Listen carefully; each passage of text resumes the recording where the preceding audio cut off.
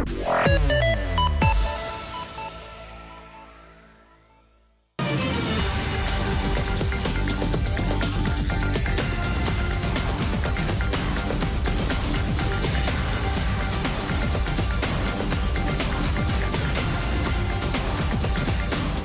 buenos días a los que recién se unen a la sintonía de Radio Exitosa. Estamos en el 95.5 de la FM en Lima. Estamos en 65 ciudades a lo largo y ancho del territorio nacional. La está rompiendo Exitosa. Y yo tengo mi propio sistema de medición que no tiene que ver necesariamente con las mediciones que son, por supuesto, absolutamente confiables, ¿no? Son registros estadísticos de qué es lo que la gente está escuchando. Yo he estado muchos años en la televisión y soy, creo, una persona más o menos conocida, pero desde que estoy en Exitosa me ocurre algo increíble. No puedo caminar por la calle. Salgo a la calle, la gente me para, me cuenta sus historias, se me acerca, me abraza, me pide selfie, foto, que le escriba un mensaje a su mamá. Es increíble, o sea, la cercanía que te da la radio, ¿no? Porque finalmente te conviertes en un personaje, parte realmente de la vida de la gente, ¿no? Y yo lo mido así. En Cusco me pasó una cosa increíble. Salí, fui a apoyar una cosa de unos chefs contra la anemia. Sí, ¿qué me dice? Me está hablando Philly Butters ahí por... Un amarrete profesional que es duro y que es incrédulo, ¿no? ¿Quién? A Vitocho García Belaúnde le cuento, escucha. La semana pasada, viernes, era cumpleaños allá en Tumala. Y yo dije, envíele un mensaje de WhatsApp por audio porque es cumpleaños allá en Tumala. En 20 minutos entraron más de 12.000 llamadas. Eso, Vitocho, a ti que te encanta contar billete, es 500 mensajes de saludos de peruanos en el mundo para Ollanta cada segundo. O sea, que el día que sea cumpleaños de Vitocho, hoy día es cumpleaños de Vitocho, ¿qué le regalaría a usted a Vitocho? De saque un saco diferente, hermano, porque me tienes hinchado con ese saco marrón. Así que buenos días, me voy a tomar desayuno. Hace 4 horas que está al aire y no se puede ir, ¿has visto eso? Y no se cansa. No se cansa. Y yo quería antes, tengo puesta mi escarapela acá, y pensaba en esto ahora que me ponía la escarapela, en la falta de no sé, de autoestima que tenemos los peruanos, si se puede resumir de alguna manera. Y ayer me pasó el doctor Luis Noriega, viejo amigo, un video que está circulando en las redes, que no sé si lo podemos encontrar, de Eduardo Galeano, que está ¿sabes dónde lo encuentras? En Peruanos por el Mundo, que es el programa que estoy haciendo yo para el internet. Y donde Eduardo Galeano recuerda un acontecimiento que dice: yo no entiendo por qué los peruanos no reivindican ese momento. Eran las Olimpiadas de Berlín, estaba Hitler en la tribuna, jugaba Perú contra Austria, que era el país de nacimiento de Hitler. Perú mete un gol, se lo anulan. Perú mete 2 goles, se lo anulan. Perú mete 3 goles, se lo anulan. Pero Perú metió 4 goles más, ya no podían anularlos todos. Perú le ganó 4-2 con 3 goles anulados. Es decir, Perú le ganó 7-2 a Austria. Y lo peor es que la delantera se llamaba el Rodillo Negro porque eran negros de la delantera. Futbolistas peruanos de raza negra que molieron a los yogurts estos alemanes, ¿no? O austriacos en ese momento. Y fue una cosa tan increíble porque esa noche se reunió la FIFA y por supuesto anuló el partido, ¿no? Y ganó Austria.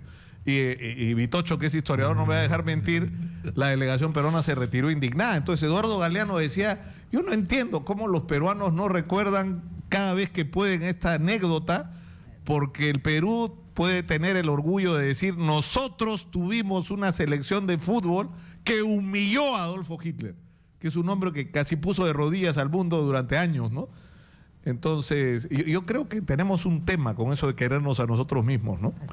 Pero en fin, me estoy yendo por Además que fueron unos campeonatos deportivos promovidos por Hitler para su propio provecho. Claro, para mostrar además no solo su poder, sino la superioridad de la raza aria. Y a la raza aria le pasó por encima el Rodillo Negro. Fue una cosa maravillosa. Maravillosa, simplemente.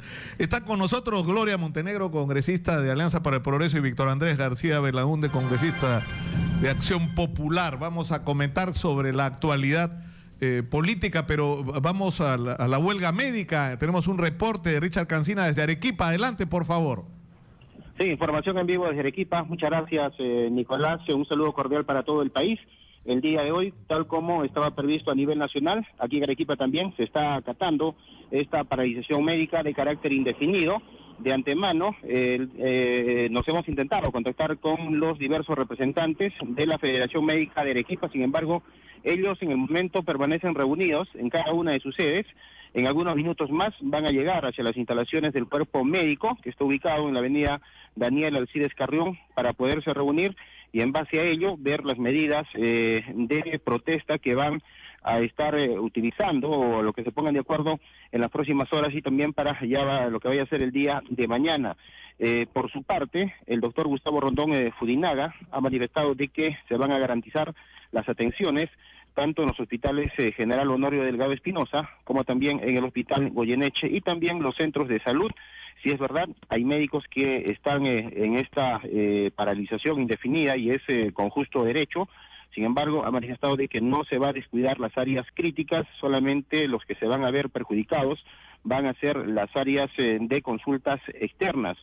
Se va a dejar de atender aproximadamente 800 pacientes en el Hospital General, 600 pacientes en el Hospital Goyeneche, a excepción del pedido a nivel nacional, que es mejores presupuestos para la contratación de médicos, para medicamentos y también para de esta manera poder atender los diversos programas que tienen los hospitales.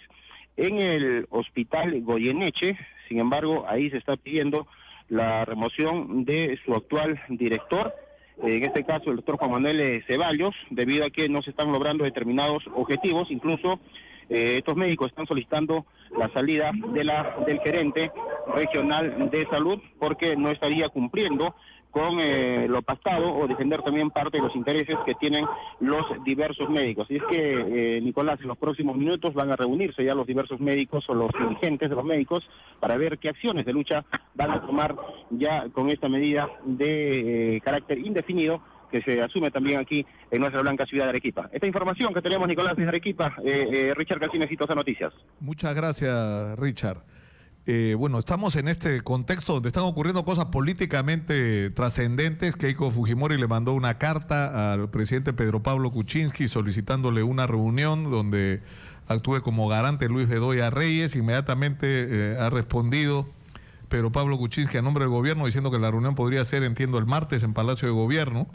Y se supone que en los próximos días, si no horas, podría ocurrir el indulto a Alberto Fujimori, lo cual va a crear un contexto de una modificación significativa de la situación política. Dicho sea de paso, hay una marcha convocada el día viernes en contra del indulto de todos aquellos que respaldaron a Pedro Pablo Kuczynski en la segunda vuelta, entre otras cosas, porque no estaba de acuerdo con el indulto, ¿no? Entonces va a haber cambios, pero trascendentes.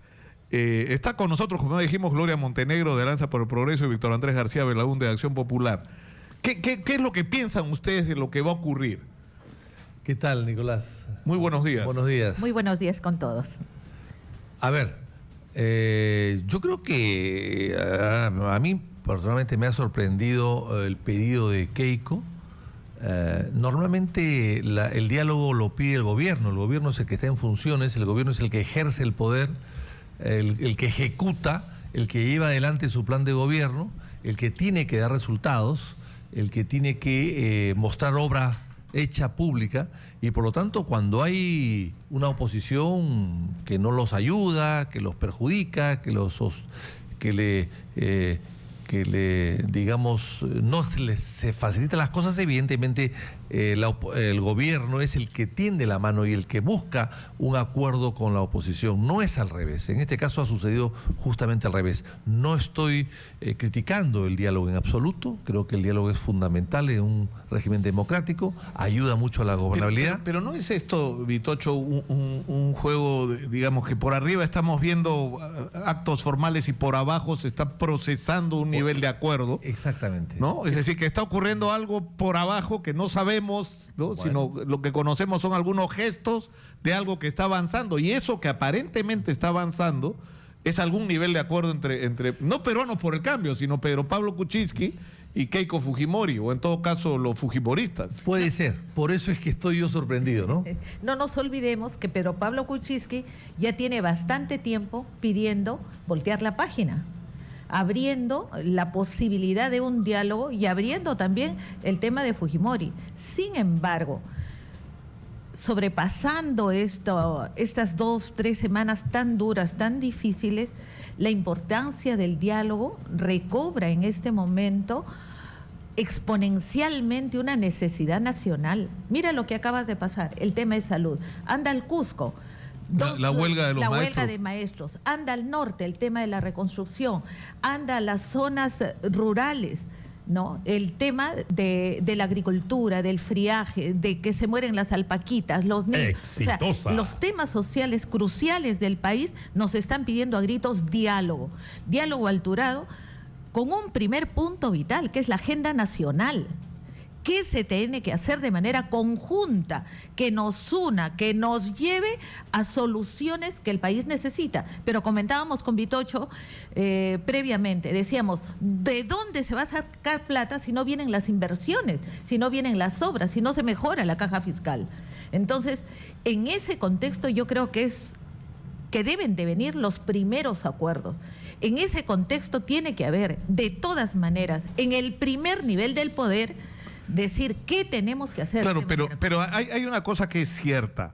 Si se produjera el acuerdo que aparentemente está en marcha, que tendría como una de sus señales, aunque dicen no hay que mezclar la política, pero está recontra mezclado, pues es decir, el indulto de Alberto Fujimori va a tener una implicancia política porque es el presidente Pedro Pablo Kuczynski el que lo va a otorgar, va a tener consecuencias políticas no solo en que va a salir gente a la calle que esté en contra, que va a perder Pedro Pablo Kuczynski, si es que alguna vez lo tuvo, el respaldo de quienes lo hicieron presidente en la segunda vuelta, es decir, gente de izquierda, por ejemplo, sino que va a tener incluso consecuencias dentro de su propio gabinete, porque yo me imagino que hay gente del gabinete que no se va a quedar.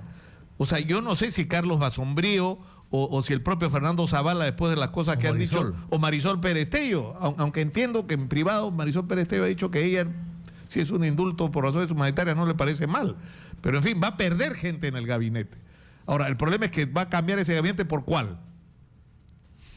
¿Por cuál? O sea... Bueno, evidentemente hay un mar de fondo que no conocemos, ¿no?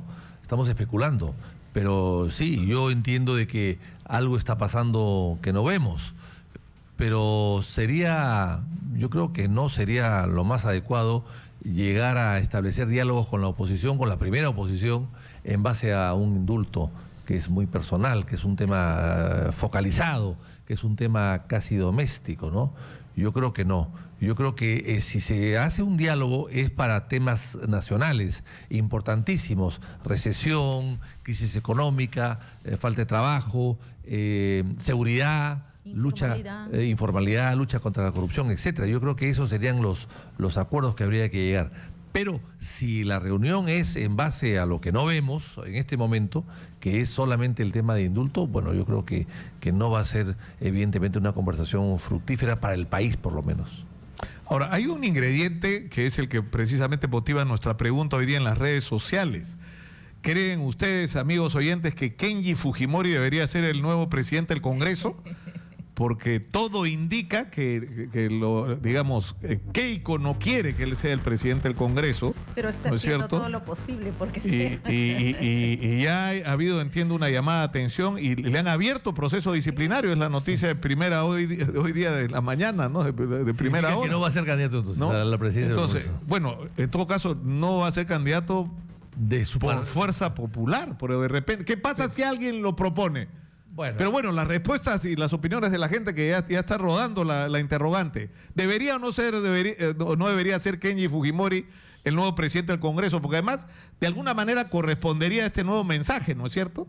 De puentes, de acercamiento, porque él ha estado en la vanguardia de ese acercamiento a Pedro Pablo Kuczynski. Sí, pero él se acerca al gobierno, pero no a su bancada, ni al resto de las bancadas del Congreso. Es una cosa rara y extraña. Es un autista en el Congreso, prácticamente, Kenji. Se acerca al ministro del Interior, se acerca a la primera dama, se acerca mucho al gobierno, pero no se acerca a ninguna bancada. Con mi bancada no tengo ningún trato. Y ahí no lo vemos, inclusive en los pasillos. No sé dónde está. En fin, Ahora, pero él ha estado diciendo que el problema que él, y eso, el tuit que soltó el día de ayer sobre lo del Contralor, que ya sáquenlo de una vez y dediquémonos a hablar de las cosas importantes, ¿no? Pero era un Congreso, mensaje que parece haber incomodado a mucha gente. Sí, pero el Congreso no se va solamente para tuitear. El Congreso es algo más que tuitear. Claro. Y el pasarle la factura porque tuitea no me parece.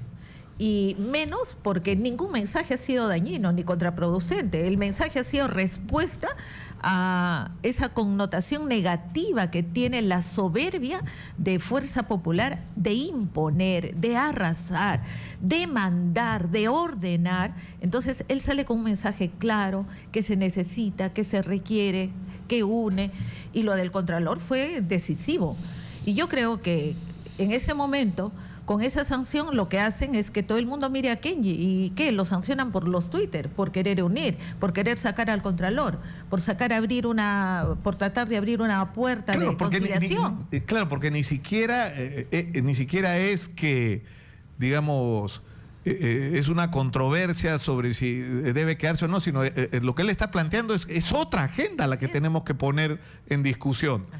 Y es sobre eso sobre lo que está insistiendo, es decir, y no deja de tener razón. La percepción que tiene la ciudadanía es que hay gravísimo. Por ejemplo, el otro día que se presentó Basombrío, a mí me llamó la atención en el tiempo que pude resistir siguiendo la sesión enorme, pero la cantidad de congresistas de provincia que normalmente no hablan en las sesiones, que levantaban tímidamente la palabra y decir: en mi región no se puede caminar por las carreteras, están cobrando cupos en las carreteras, ya no es solamente un problema de inseguridad en las ciudades, no se puede ir por las carreteras, por los caminos en los pueblos, porque los delincuentes en algunas zonas se apoderan de estos caminos y estas carreteras. Estaban planteando reclamos sobre lo que están viviendo y Gloria acaba de hablar de la crisis que hay en el sistema de salud, de la molestia que hay de la gente afectada por las lluvias y las inundaciones, que quieren que esto empiece de una vez. Es decir, hay como un país aparte del que los políticos no se ocupan, es la sensación que tiene la gente. Y Kenji quiere tomar esa bandera, digamos, ¿no? Y no nos olvidemos que hay fines de semana que lo vemos justamente en zonas rurales, en zonas de extrema pobreza, como muchos políticos también han tenido que abrir la agenda para ver los temas nacionales de manera descentralizada, porque ya este tema de dividir al país entre dos no solamente es cansancio, sino que tiene un costo social altísimo. Por eso es que este diálogo abre una esperanza para todos los peruanos. ¿Cómo trabajamos de manera conjunta? ¿Cómo ponemos sobre la mesa, primerito, el tema de generación de ingresos, de inversiones para que mejore la economía? Porque si tenemos que atender la parte social, tiene que salir de algún lado. Claro, eso significa, pero Gloria, pero eso significa, es decir, cuando uno, más allá de la controversia que se ha generado sobre el Contralor, yo decía que esto parece una película de Quentin Tarantino, este director de cine de películas brutales, donde no hay buenos, todos son malos en la película, ¿no? Por más que se esfuerzan, nunca va a encontrar uno bueno. Pero digamos, el diálogo que se produce y el mensaje que el gobierno le da a Edgar Alarcón a través de 3 de sus ministros es que todo pasa por arreglar estos megaproyectos que están aceptando, que están mal hechos, pero lo que están diciendo es hay que hacer lo que sea para salvarlos, porque supuestamente poco menos que el mundo se acaba si no salvamos estos megaproyectos que son además sospechosos de corrupción, sobrevaluados, perjudiciales para el país, pero ya están hechos.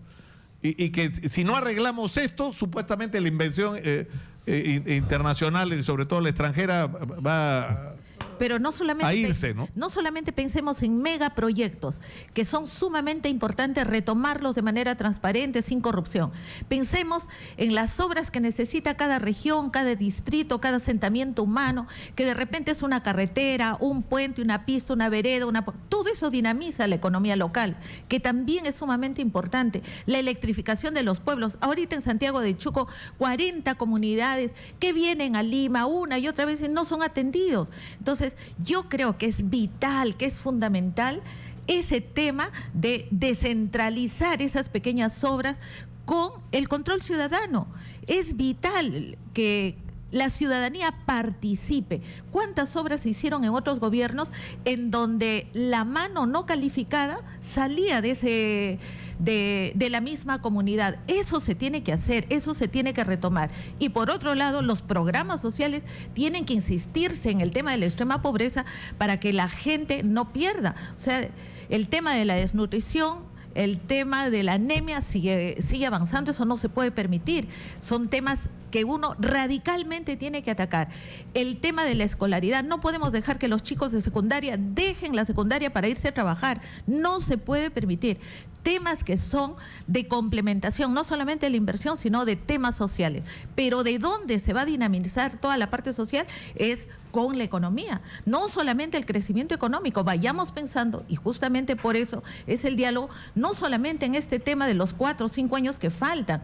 Pensemos en el Estado peruano y las políticas públicas nacionales que deben regir este crecimiento. O sea, y eso es vital. Por eso se habló ahora de pasar todos los acuerdos al tema del acuerdo nacional. Es sumamente importante porque por más que no tenga efecto vinculante dentro del Ejecutivo, sí necesitamos un ente rector que permita que todos los peruanos tengamos muy claro hacia dónde vamos. Claro, pero, o sea, se habla... Ahora, sí, yo quisiera volver al tema que habías tú dicho, ¿no? En el tema del diálogo que hemos visto de estos 3 ministros ablandando, entre comillas, esa frase que usaron, ablandando al Contralor. Claro. Eso es lo que dijeron. Hay que ablandar, estamos ablandando, se están macerando al Contralor. Lo estaban sometiendo al que los controla a ellos, a sus dictados, ¿no? Es una cosa increíble, es como pretender ablandar a un inspector de la SUNAT, ¿no? Y llamar al jefe, oye, venga acá y vamos a ablandarte, ¿no? En fin, me parece terrible. Pero lo más grave de todo esto es que hay 500 millones de dólares que están en el aire, porque el señor Kuczynski salió con una pizarra en un mensaje a la nación diciendo que se justificaba la adenda porque había un ahorro de 590 millones de dólares. Ese es el ahorro. Y claro, por ese ahorro es mejor pagar por adelantado 265 y te ahorras 590. Pero en el diálogo, el propio ministro Vizcarra dice que no son 590, solo son 90. ¿Dónde están los 500? ¿Quién habló de... ¿Quién le metió la idea al presidente que eran 590? No, además, ¿por qué? A mí me resulta insólito la sola imagen, ¿no? De ver al presidente con una pizarra defendiendo desesperadamente un proyecto que ellos mismos decían el proyecto es malo. Que es lesivo. ¿No? Que es lesivo para el frase es lesiva. Claro. La frase es contrato lesivo. Sí, pues si es lesivo, ¿por qué sigues adelante? Es clarísimo, ¿no? O sea, la obsesión del gobierno durante 11 meses ha habido sacar adelante Chincheros un contrato lesivo. Entonces, ¿por qué tanta obsesión? ¿Por qué tanta obsesión? Es un tema personal. Ya, pero ¿cómo debería enfrentarse esa situación, pues, Vitocho? O sea, bueno, porque, es decir, tienes un problema porque ha habido montones de megaproyectos que han sido como la obsesión de los últimos gobiernos, atravesados todos por sobrevaluaciones, llenos de adendas tramposas y todos, ¿no es cierto?, sospechosos de corrupción. Y todos, pues si te pones a evaluar, o sea, ¿cómo es posible que comience un proyecto con 800 millones y termine en 6.000? Bueno, con una Contraloría que no controla. Claro, entonces, eso, pero tendrías que tener una política frente a eso. Es decir, vamos a someter a auditoría a todos estos contratos de obra pública, ¿no es cierto? Y vamos a establecer estas reglas de juego de aquí para adelante, cómo van a ser las cosas. Pero... Bueno... Claro, eso empieza por la Contraloría, por supuesto, el Parlamento que hace su propia función, empieza también por proinversión, que ha sido pro corrupción, lamentablemente, o Citran, bueno, empezando a nombrar gente adecuada en cada uno de estos cargos y hacer unas auditorías, evidentemente, para a veces parar la obra o a veces continuarla a pesar de... pero de todas maneras investigando qué cosa es lo que ha pasado. A mí me llama la atención que hay una obsesión por Chincheros que equivale a 2 millones o 3 millones de pasajeros y no hay obsesión por el Jorge Chávez. El Jorge Chávez tiene capacidad para 10 millones de pasajeros y recibe 18. Y la pista segunda no se hace todavía, no se ha empezado siquiera. Y acá tenemos a la vuelta de la esquina a una pista de aterrizaje que no se usa, que podría usarse perfectamente bien para ir a Jauja, por ejemplo, o ir a Chimbote. La de Las Palmas. Las Palmas. Las Palmas debería abrirse al día siguiente al tráfico nacional, doméstico, y descongestionar Jorge Chávez, que está culturizado. Es decir, caminar por el aeropuerto es como caminar por la calle Capón. Y a ver, pretende entrar a un baño al aeropuerto, tiene que hacer cola. O sea, eso no se puede ni permitir. Tienes que estar sentado 45 minutos. Tú, Gloria, que vas a Trujillo, lo debes saber perfectamente bien. Tienes que estar 45 minutos sentado en el avión para que despegue, porque están haciendo cola para despegar. O sea, te demoras más sentado esperando despegar que volando. que volando. Y eso es inaceptable. Y estamos hablando de esos 18 millones, podrían haber 23, Ahora, 25 millones de pasajeros. Hay un asunto también, porque el presidente ha dicho hay que dejarse, digamos, no debemos distraernos con escandaletes de quinta, ha dicho, ¿no? Pero depende de los ministros que ponga, pues. Pero y justamente falta ver en una pizarra cuáles son los grandes proyectos priorizados, no en Lima y en Cusco nada más, en cada una de las regiones del país. Y luego promover esa inversión eficiente, transparente y con seguimiento. Y nuevamente tenemos que pasar acá por el penoso tema de decir, ¿y qué va a hacer Contraloría?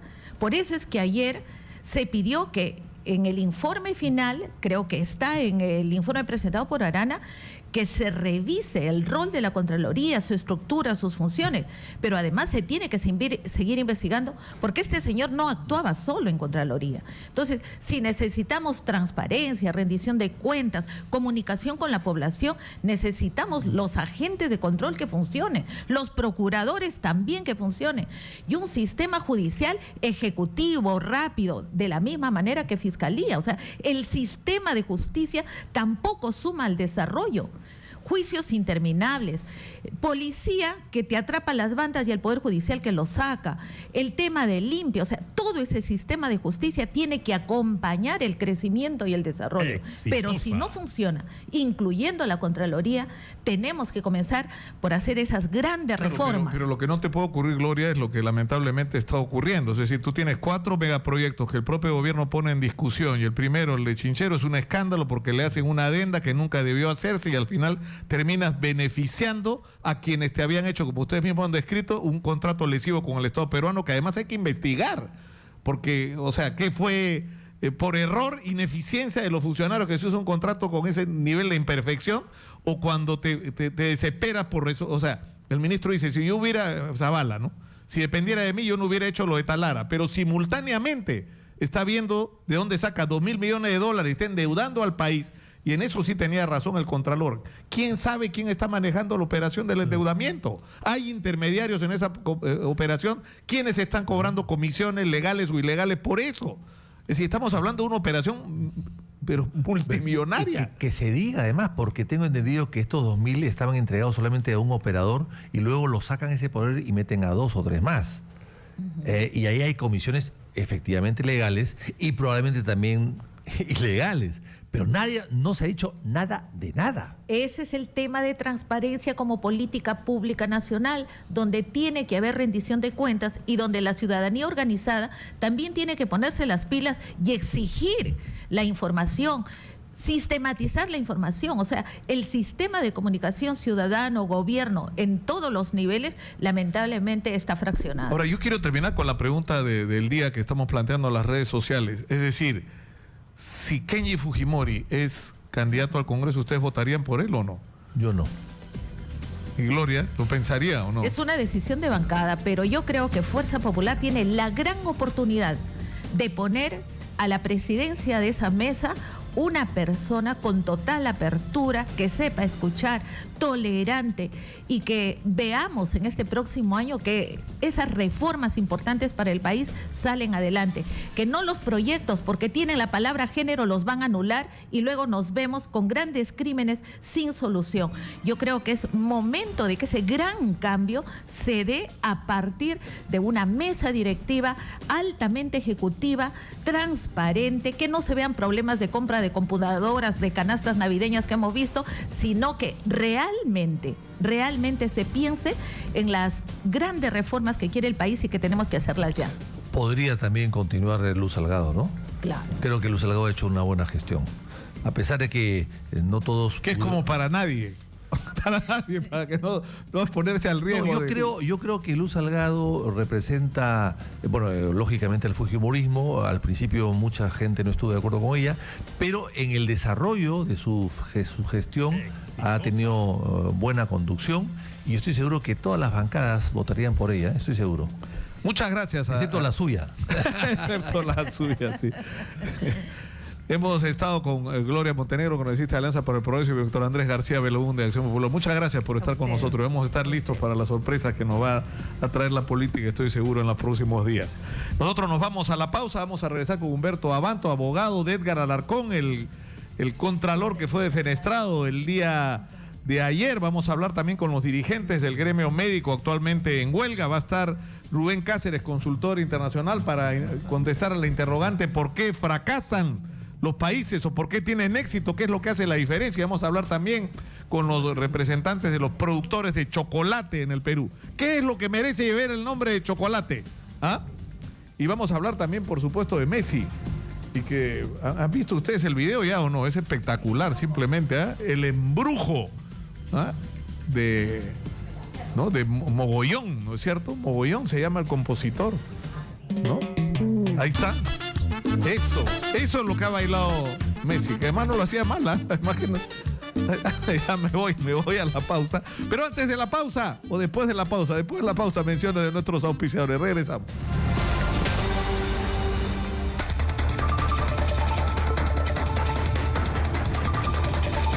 Estamos de regreso, son las 10:40, soy Nicolás Lucar, esto es Radio Exitosa 95.5 de la FM en Lima. Estamos en 65 ciudades a lo largo y ancho del territorio nacional.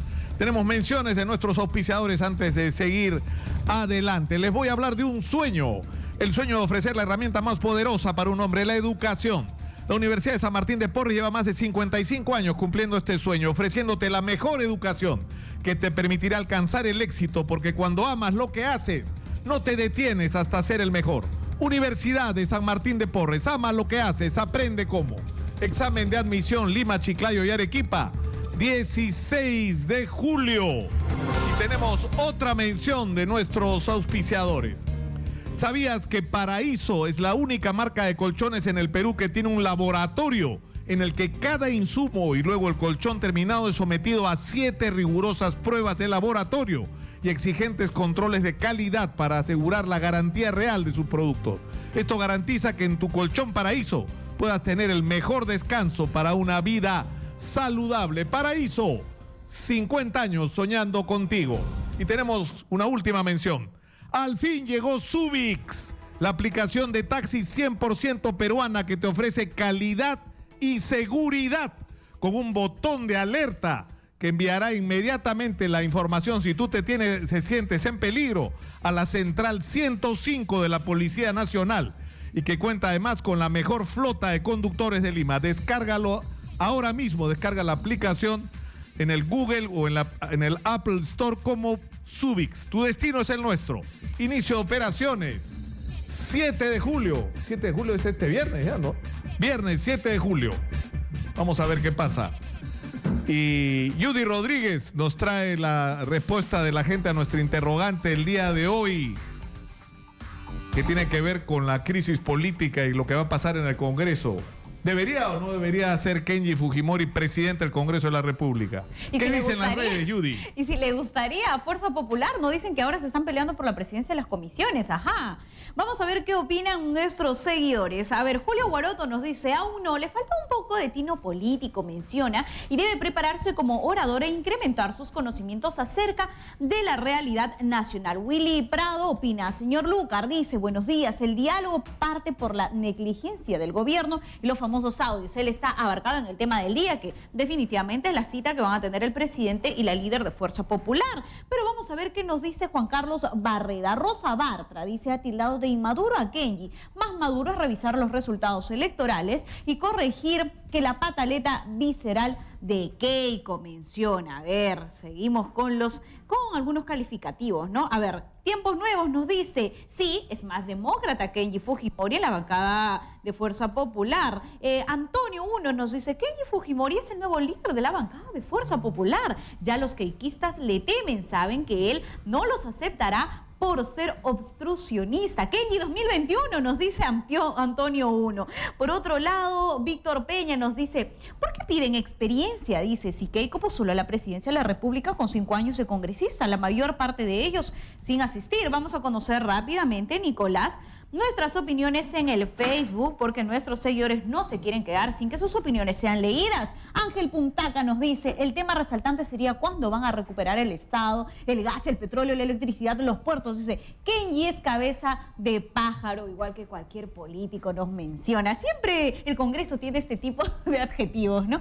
Wilson Ramírez dice, los ministros tienen que irse, los ministros caviares. Dice, indigna la inseguridad, un desastre, Chile se roba todo, el ministro de Cultura no dice nada, indignada la gente por lo que está pasando estos últimos días. Nancy John dice, por favor, que se encierre con su papá, menciona, para que le enseñe cómo debe comportarse un hombre coherente y no estar en vaivenes, menciona nuestras seguidoras. Vaivenes de LGTB, le dice. ¿Ah? Sí, también se refiere a otros temas, me imagino, ¿no? Bueno, son algunas de las opiniones en nuestras redes sociales, Nicolás. Bueno, a ver, ¿quieres leer otra? Es agresivo que dice que es estúpida nuestra pregunta. ¿Ah? ¿Pero por qué es estúpida? Si es el congresista más votado. ¿Quieres que PPK debe seguir siendo presidente? Esa pregunta está mal. No creo que sea una pregunta estúpida porque Kenji Fujimori ha sido el congresista más votado del Perú. Entonces eso representa el voto del pueblo y es el voto del pueblo, o el voto del pueblo es estúpido. No lo entiendo. No te molestes, Judy. Me molesta. Tranquila, tómalo con calma. Tómalo con calma. Erika Arrado, muchas gracias, Judy. Erika Arrado está en el centro de Lima en este momento con información de último minuto. Adelante, Erika, por favor. ¿Qué tal, Nicolás? Muy buenos días. Información en vivo. Nosotros nos encontramos en los exteriores de la Dirincri y es que para hoy a las 10 de la mañana estaban citados Johnny Coico Cirlopú, 35 años, el gringo, y su esposa Vilma Seña Santamaría, de 38, ambos acusados de ser los causantes de la muerte de Joby Herrera y Jorge Luis Guamán Villalobos. Estos jóvenes que, recordemos, perecieron mientras trabajaban encerrados en un container al interior de la Galería Nicolini en las Malvinas. Precisamente ellos habían sido citados para la División de Trata de Personas para responder acerca de las condiciones en las que laboraban estos jóvenes en el momento del incendio. Hasta la hora no han llegado, hay gran expectativa por parte de los medios de prensa para conocer también las declaraciones de estas dos personas acusadas de ser las causantes de las muertes de estos jóvenes. Nosotros vamos a regresar más adelante, Nicolás, con mayores detalles. Adelante contigo en estudios. Muchas gracias, Erika. Lo que yo no entiendo con respecto a este tema de Johnny Coico es lo siguiente, fíjense. Eso local, que además es inexplicable, o sea, porque se supone que al centro comercial Nicolí le habían dado permiso al primer piso, pero el segundo, el tercero, el cuarto y el quinto eran de altísimo riesgo. Entonces me parece loco, ¿no? Es el mismo edificio y pasó lo que tenía que pasar. Ocurrió un incendio, ¿no es cierto?, en los otros niveles y se incendió todo, incluyendo el primer piso que también fue dañado y hasta los sótanos. Pero, o sea, en primer lugar, este señor Johnny Coico estaba operando en un local que estaba clausurado. Con eso ya estaba violando la ley. En segundo lugar, como se ha acreditado por diversos testigos y por lo que se pudo encontrar incluso después del incendio, ahí falsificaban tubos de neón, le borraban la marca china y le ponían encima Philips para poder subirle el precio y venderlo. Eso es otro delito. Ya van dos. Y lo tercero, que no solamente estaba explotando chicos, sino que los tenía encerrados con candado, lo que produjo su muerte. Y al señor lo tratan con guantes de seda. Yo no entiendo, sinceramente.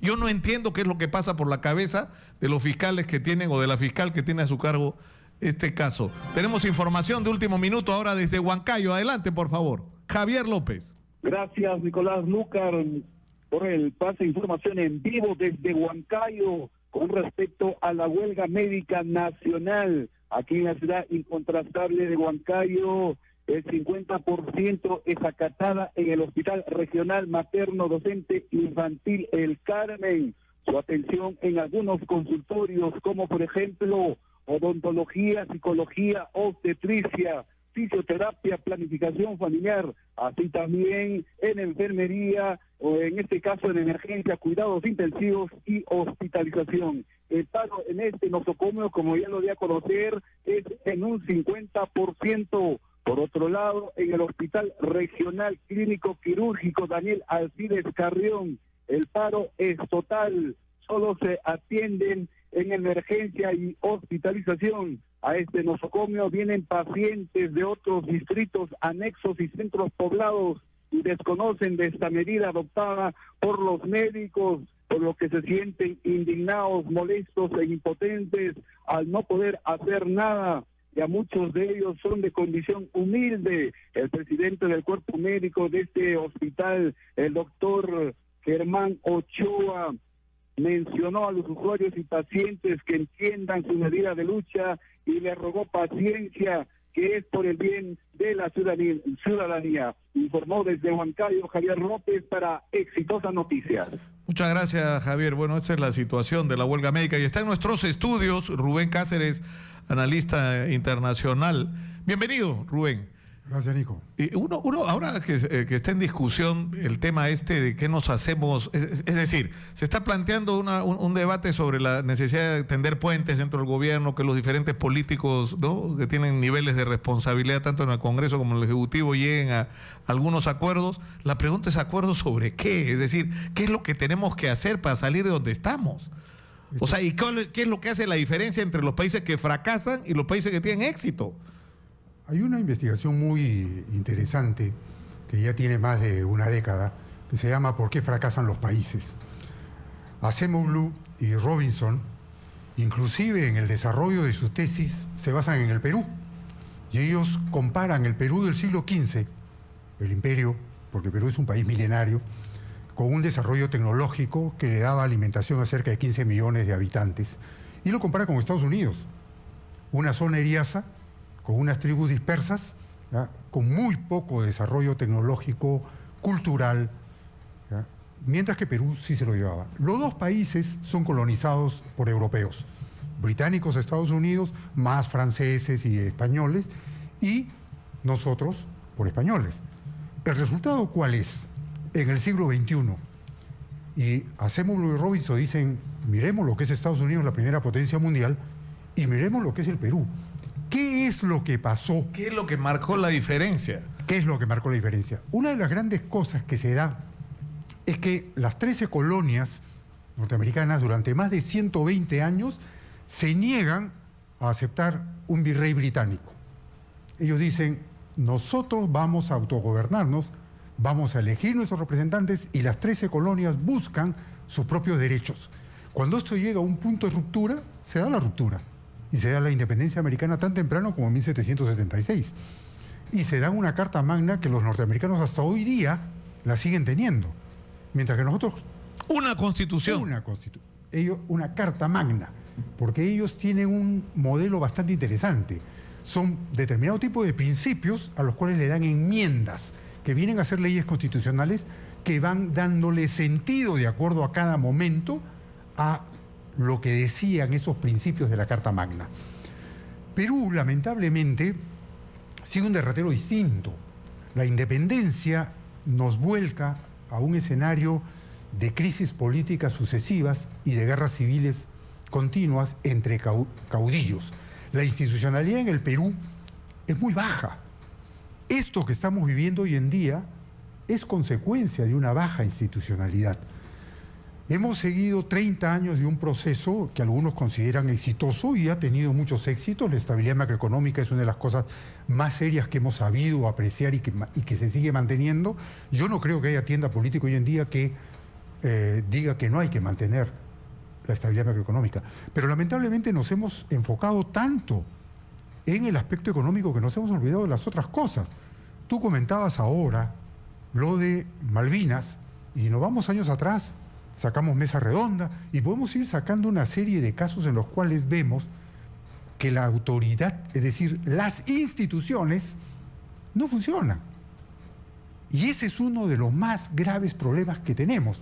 Hoy en día se ha tocado en la agenda, y menos mal hay visos de poder poner puntos de solución en esta conversación que se va a dar el día martes.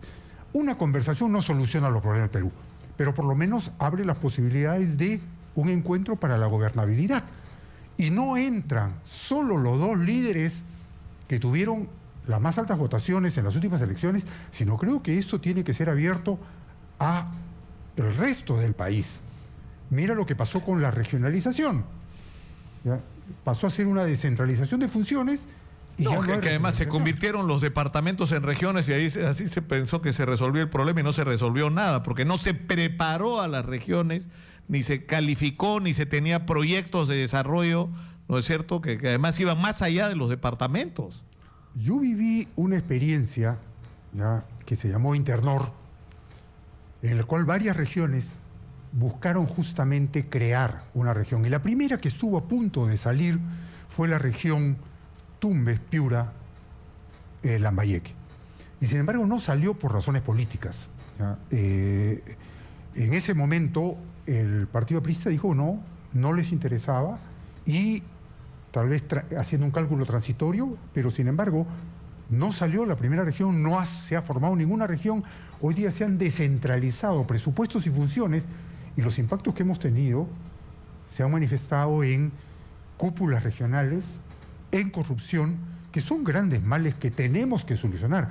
Esos son los temas profundos. Ayer escuchaba, por ejemplo, a Enrique Bernales, y muy inteligentemente hablaba de refundar las instituciones en el Perú. Y yo creo que hemos llegado a ese punto. O nos damos cuenta que estamos en un proceso refundacional, o vamos a seguir arrastrando los errores. Claro, porque el otro día a mí me llamó profundamente la atención una expresión que tuvo Walter Gutiérrez, el defensor del pueblo, cuando yo le digo, discutiendo todo este tema de la corrupción atravesada transversalmente en toda la sociedad, en todos los niveles, y yo le decía, lo que ha ocurrido acá es que el sistema falló, y él me decía, no, el sistema funcionó, porque lamentablemente el sistema está construido para la corrupción.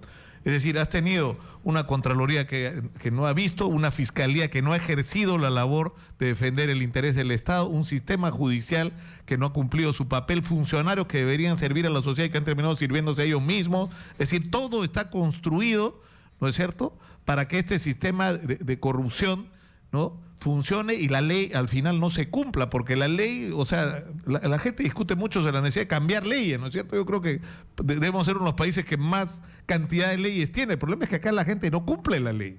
Eso es totalmente cierto, y ese es uno de los grandes problemas de la institucionalidad. Quirós, fallecido ya, nos dejó un libro, Alfonso Quirós, la historia y la corrupción en el Perú.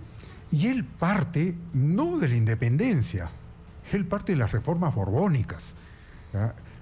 Las reformas borbónicas justamente se dan porque la corrupción en la colonia, ¿ya?, era tan grande, ¿ya?, que los diezmos, las primicias, los impuestos generales que tenían que llegar a la metrópolis ya no llegaban, se iban quedando en el camino, ¿ya?, por altos niveles de corrupción, ¿ya? Túpac Amaru se insubordina y hace toda una revuelta que quiere independizarse.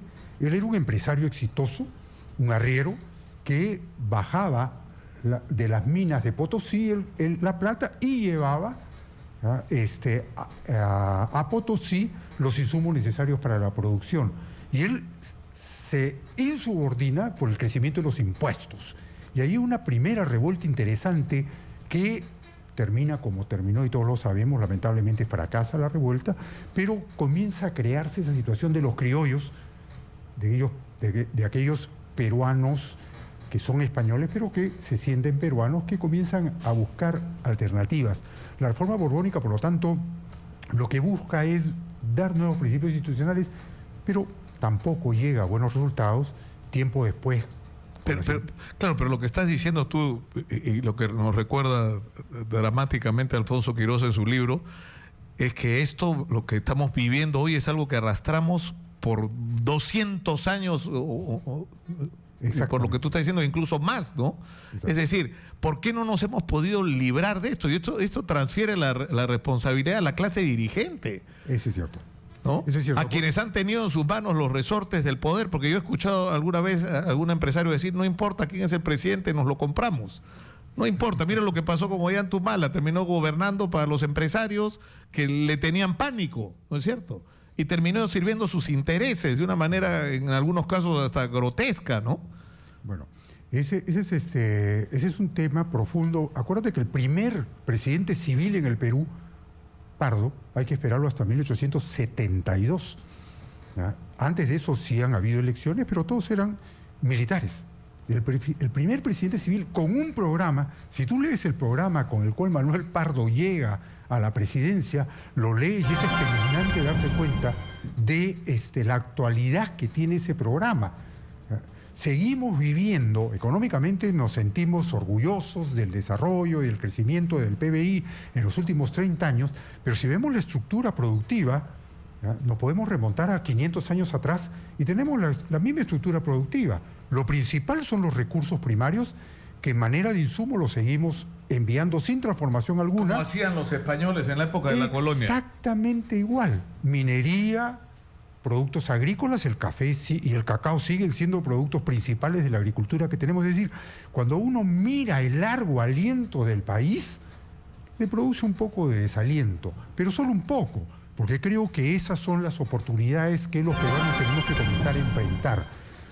Otro de los graves problemas que estamos teniendo ahora es que la informalidad ya no solo es un medio de subsistencia en la cual heroicamente los peruanos se han sumado a la vida ciudadana, sino que hoy en día mucho de lo que es la informalidad se ha convertido en ilegalidad.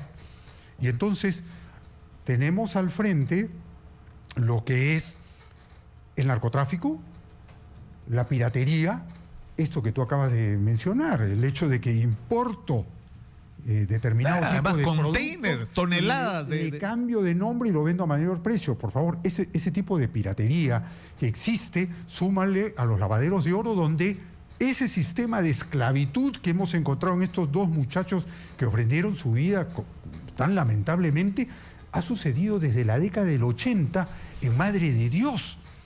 Nos hemos preguntado, la Interoceánico Sur, qué impacto ha tenido, y el impacto ha sido la destrucción de la zona de amortiguación de Tambopata. Porque a través de la Interoceánica Sur han entrado maquinarias de alto nivel que han ayudado a la depredación de esa zona. O sea, tenemos que hacer realmente una reflexión, un alto, y preguntarnos. Osvaldo de Rivero, otro investigador, un embajador que ha hecho una investigación bastante interesante, planteó hace casi 2 décadas que habían economías inviables. Entonces juntemos dos cosas, preguntémonos por qué fracasan los países y preguntémonos, ¿es el Perú una economía viable? ¿Vamos a seguir avanzando con un mismo patrón económico 500 años creyendo que porque mantenemos necesariamente una estabilidad macroeconómica ya todo está hecho? Falta muchísimo por hacer, y yo creo que esa conversación del martes plantea muy bien Kuczynski que hay que después llevarla a reemprender el acuerdo nacional. Yo te agradezco muchísimo, Rubén, porque creo que tenemos que comenzar por reconocer la realidad dramática que estamos viviendo como país, con crudeza, ¿no es cierto?, con realismo, y no engañarnos con que miren las cifras de crecimiento que hemos tenido en los últimos años. Yo siempre llamo la atención sobre esto. Celebramos el Banco Mundial, hay una reunión del Banco Mundial y se paran para aplaudir al Perú, pero tenemos la peor educación del mundo, un sistema judicial que está en una situación catastrófica, un sistema de salud que el día de hoy está en huelga porque no hay ni gasas en los hospitales. Es decir, tienes todo por hacer, tienes una infraestructura que cruzas la frontera, no a Chile, a Argentina, cruzas la frontera a Ecuador y te da vergüenza la infraestructura vial que tienes en el Perú, que está 50 o 60 años atrasada. Es decir, ¿de qué nos sirvieron esos números si tenemos esto que tenemos? Cerca de 4 millones de chicos trabajando en las peores condiciones imaginables. Es decir, yo creo que hay que tener el coraje de replantearnos la situación y de replantearnos una estrategia como país, pero partiendo de reconocer la realidad y dejar de engañarnos, ¿no? Totalmente de acuerdo contigo en eso, ¿no? Muchas gracias. Ha sido Rubén Cáceres, analista internacional, que ha estado con nosotros esta mañana. Vamos a ir a la pausa, vamos a regresar con el doctor Humberto Abanto, abogado de Edgar Alarcón, ex Contralor General de la República a estas alturas. Vamos a la pausa y volvemos con más. Esto es Exitosa 95.5 de la FM. Regresamos. Continuamos con Nicolás Lucar en Exitosa.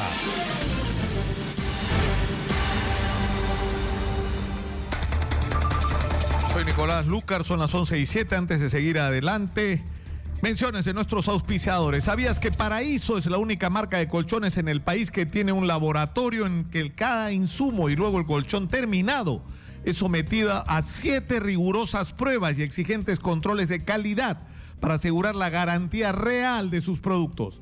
Esto te garantiza que en el Colchón Paraíso puedas tener el mejor descanso para una vida saludable. Paraíso, 50 años soñando contigo. Y tenemos otro mensaje, les voy a hablar de un sueño. El sueño de ofrecer la herramienta más poderosa para un hombre, la educación.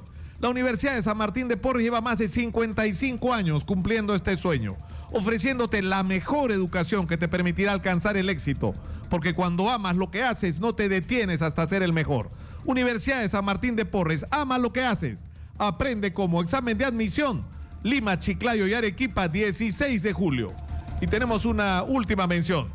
Al fin llegó Subix, la aplicación de taxi 100% peruana que te ofrece calidad y seguridad con su botón de alerta que estará conectado a la central 105 de la Policía Nacional del Perú. En el momento que tú sientas estar amenazado de alguna manera en tu seguridad, apretas el botón de alerta e inmediatamente Subix informa a la Policía Nacional dónde estás, en qué vehículo estás y en qué lugar te encuentras. Además, Subix cuenta con la mejor flota de conductores de Lima. Descarga tu aplicación del Google o en la Apple Store como Subix. Tu destino es el nuestro. Inicio de operaciones ahorita, viernes 7 de julio. Y está con nosotros el doctor Humberto Abanto, abogado de Héctor Alarcón, pero también de Corina Rivadeneira. De los dos temas vamos a hablar en un ratito, doctor Abanto, porque tenemos información sobre la marcha de la huelga médica que empezó el día de hoy. Martín Alvarado está en Cajamarca. Cuéntanos, Martín. Información en vivo desde Cajamarca. Más de 100 médicos se reunieron en el patio principal del Hospital Regional de esta ciudad, acatando la huelga nacional indefinida convocada por la Federación Médica del Perú. El doctor Oscar Julcamoro, presidente del Cuerpo Médico del Hospital Regional, indicó que Cajamarca no es ajena a la problemática nacional y existe una escasez de insumos para laboratorio, deudas pendientes, insuficiencia de reactivos y una deuda de más de 3 millones de soles del Seguro Integral de Salud. Asimismo, refirió que estos problemas generan malestar en la población, ya que más del 90% de los pacientes atendidos diariamente pertenecen al CIS. Ante la falta de insumos deben pagar atención particular en otros establecimientos. Respecto al diálogo emprendido con el gobierno, indicó que este no ha tenido resultado. En el 2014 se suspendió la huelga, han pasado 3 años y no hay mejoras. Necesitamos escuchar propuestas concretas, exigió. Debo comentarte además, Nicolás, que mientras dure esta huelga se ha suspendido la atención de consulta externa, pero aseguraron que las áreas críticas y de emergencia cuentan con personal para atender con normalidad. Desde Cajamarca informó Martín Alvarado, Exitosa Noticias. Muchas gracias, Martín. En Cusco la situación está complicada porque no solamente está la huelga médica, sino desde hace varios días hay una huelga de los maestros. Adelante, por favor, con la información. José Espinosa. Gracias. Información en vivo desde Cusco. La situación se pone más complicada esta mañana porque hace unos instantes la señorita Sofía Prudencio, jefa del gabinete de asesores de la ministra de Educación, ha indicado que se retira toda la comitiva del Ministerio de Educación ante la negativa del SUTE regional de levantar la medida de fuerza. Esto va a traer algunas consecuencias bastante negativas, Nicolás, porque ya en la zona sur de nuestra ciudad ha habido enfrentamientos esta mañana, ha habido enfrentamientos en Angostura, ha habido enfrentamientos en Ticatica, o sea, en la zona sur y zona norte de ingreso a nuestra ciudad, y lógicamente ante la salida del equipo de trabajo del ministerio vamos a tener seguramente reacciones más que negativas. Los médicos también se están movilizando cerca al hospital regional de nuestra ciudad. Ellos recién se han organizado hace unos instantes. Pero la mala noticia es que el equipo de trabajo del Ministerio de Educación se retira de la ciudad imperial del Cusco y lógicamente esto no será nada gratificante. Desde Cusco, Exitosa Noticias, José Espinosa. Muchas gracias, José, por la información. La cosa se complica porque esa ruptura del diálogo simplemente no ayuda a encontrar caminos de solución a los reclamos de los maestros, que además se van a sumar a las protestas de los maestros a nivel nacional. Está con nosotros, como ya lo anunciamos, el doctor Humberto Abanto, él es abogado de Edgar Alarcón, Contralor General de la República hasta el día de ayer. Muy buenos días, bienvenido una vez más. Buenos días, Nicolás. Humberto. Muchas gracias de estar aquí. ¿Qué es lo que va a hacer el Contralor tras la remoción del día de ayer? Lo que vamos a hacer es interponer una demanda de amparo, porque lo que ha hecho el Congreso es cometer un desafuero. El Contralor General de la República puede ser removido, es verdad, por el Congreso, pero puede ser removido conforme a una ley aprobada por el propio Congreso, que es la ley orgánica de la Contraloría General de la República, por falta grave, y son 3 las faltas graves previstas en el artículo 31. Haber realizado un acto o omisión que cause perjuicio al Estado o al erario público. 2, haber abandonado el cargo, lo que significa inasistir por más de 15 días o por un plazo de 15 días. Y 3 es el haber caído en una incompatibilidad o impedimento previsto en la ley. Ninguno de estos cargos es el que se ha levantado contra él en este caso. Es decir, el Congreso el día de ayer, a través de la Comisión Permanente, tenía el derecho legal de remover al Contralor. Sin ninguna duda. ¿No? Sí. Sin embargo, lo que ustedes dicen es, los argumentos, es decir, porque han señalado faltas graves, ¿no es cierto? Pero ya la sola definición de falta grave, según usted, se sale de lo que es el marco que establece la ley para poder removerlo. No, lo que yo digo es que la falta grave está prevista en la ley. Y esas faltas graves son estas 3. Pueden ser estas 3, que solo serían ¿cuáles? El haber omitido en su función alguna acción que pueda haber perjudicado el interés del Estado. Así es. Haber abandonado el cargo o haber caído en impedimento en impedimento o inhabilitación en ese caso, ¿no? ¿Qué se aplicaría, por ejemplo, en qué circunstancias? Por ejemplo, que no sé, pues hubiera perdido pierda sus derechos civiles, por ejemplo, por efecto de una condena que hubiera venido en un proceso previo a su designación. Entonces resulta que no tiene el ejercicio expedito de sus derechos civiles, no podría seguir siendo. Pero las razones, al final finalmente quedaron 4 razones, ¿no es cierto?, para inhabilitarlo, o para removerlo, perdón. 4 razones caprichosas, Nicolás, y quiero que esto lo escuche la gente. Primero dijeron que el señor había gestionado la contratación de la señora Mejía en la municipalidad de La Molina, ¿ok? ¿Cuál fue la prueba? El propio informe decía que era el riesgo de que él hubiera intervenido. No hay ninguna prueba. Ni el alcalde de La Molina, ni el jefe de OSI, ni nadie ha declarado que él haya intercedido, él haya gestionado esta contratación. Segundo fue que se sometió al auditor Grados. Pero es un giro retórico. Al decirle, me someto a tu... Claro. Pero es como que yo en este momento me someto a su interrogatorio. Claro. Y entonces si yo le digo, Nicolás, me someto a su interrogatorio, ese giro retórico es tomado como que yo quedo sometido a su voluntad para toda la vida. Eso es una locura, porque además tendría que haberse traducido más allá del dicho en cuál fue el acto del auditor Grados que el auditor Grados dictó, que el Contralor ejecutó pues bajo esta suerte de hipnotismo o sometimiento del que está hablando el Congreso. El tercer cargo es que contrató con un proveedor. Todos conocemos, por lo menos en el mundo de las comunicaciones, a Juan Carlos Capcha. Él es un hombre respetable. Y él tenía un contrato de locación de servicios para asesorar permanente e ininterrumpidamente al Contralor Curi en marketing, imagen y comunicaciones. Es decir, era un compañero de trabajo, porque además le mostré yo a la Comisión Permanente la sentencia del Tribunal Constitucional que dice que cuando hay contrato de locación de servicios, pero servicios ininterrumpidos y permanentes, esa persona en realidad tiene un contrato de proveedor y tiene un contrato de trabajo. Y es un servidor público, pues. Y el último cargo, que fue el más vergonzoso... Claro, y en el caso de Juan Carlos Capcha es porque Juan Carlos Capcha le vendió un carro, ¿no? 2. O 2. No, pero le compré el carro a un compañero de trabajo. Por Dios, entonces coger y desvirtuar las cosas de esta manera para generar una causal de vacancia.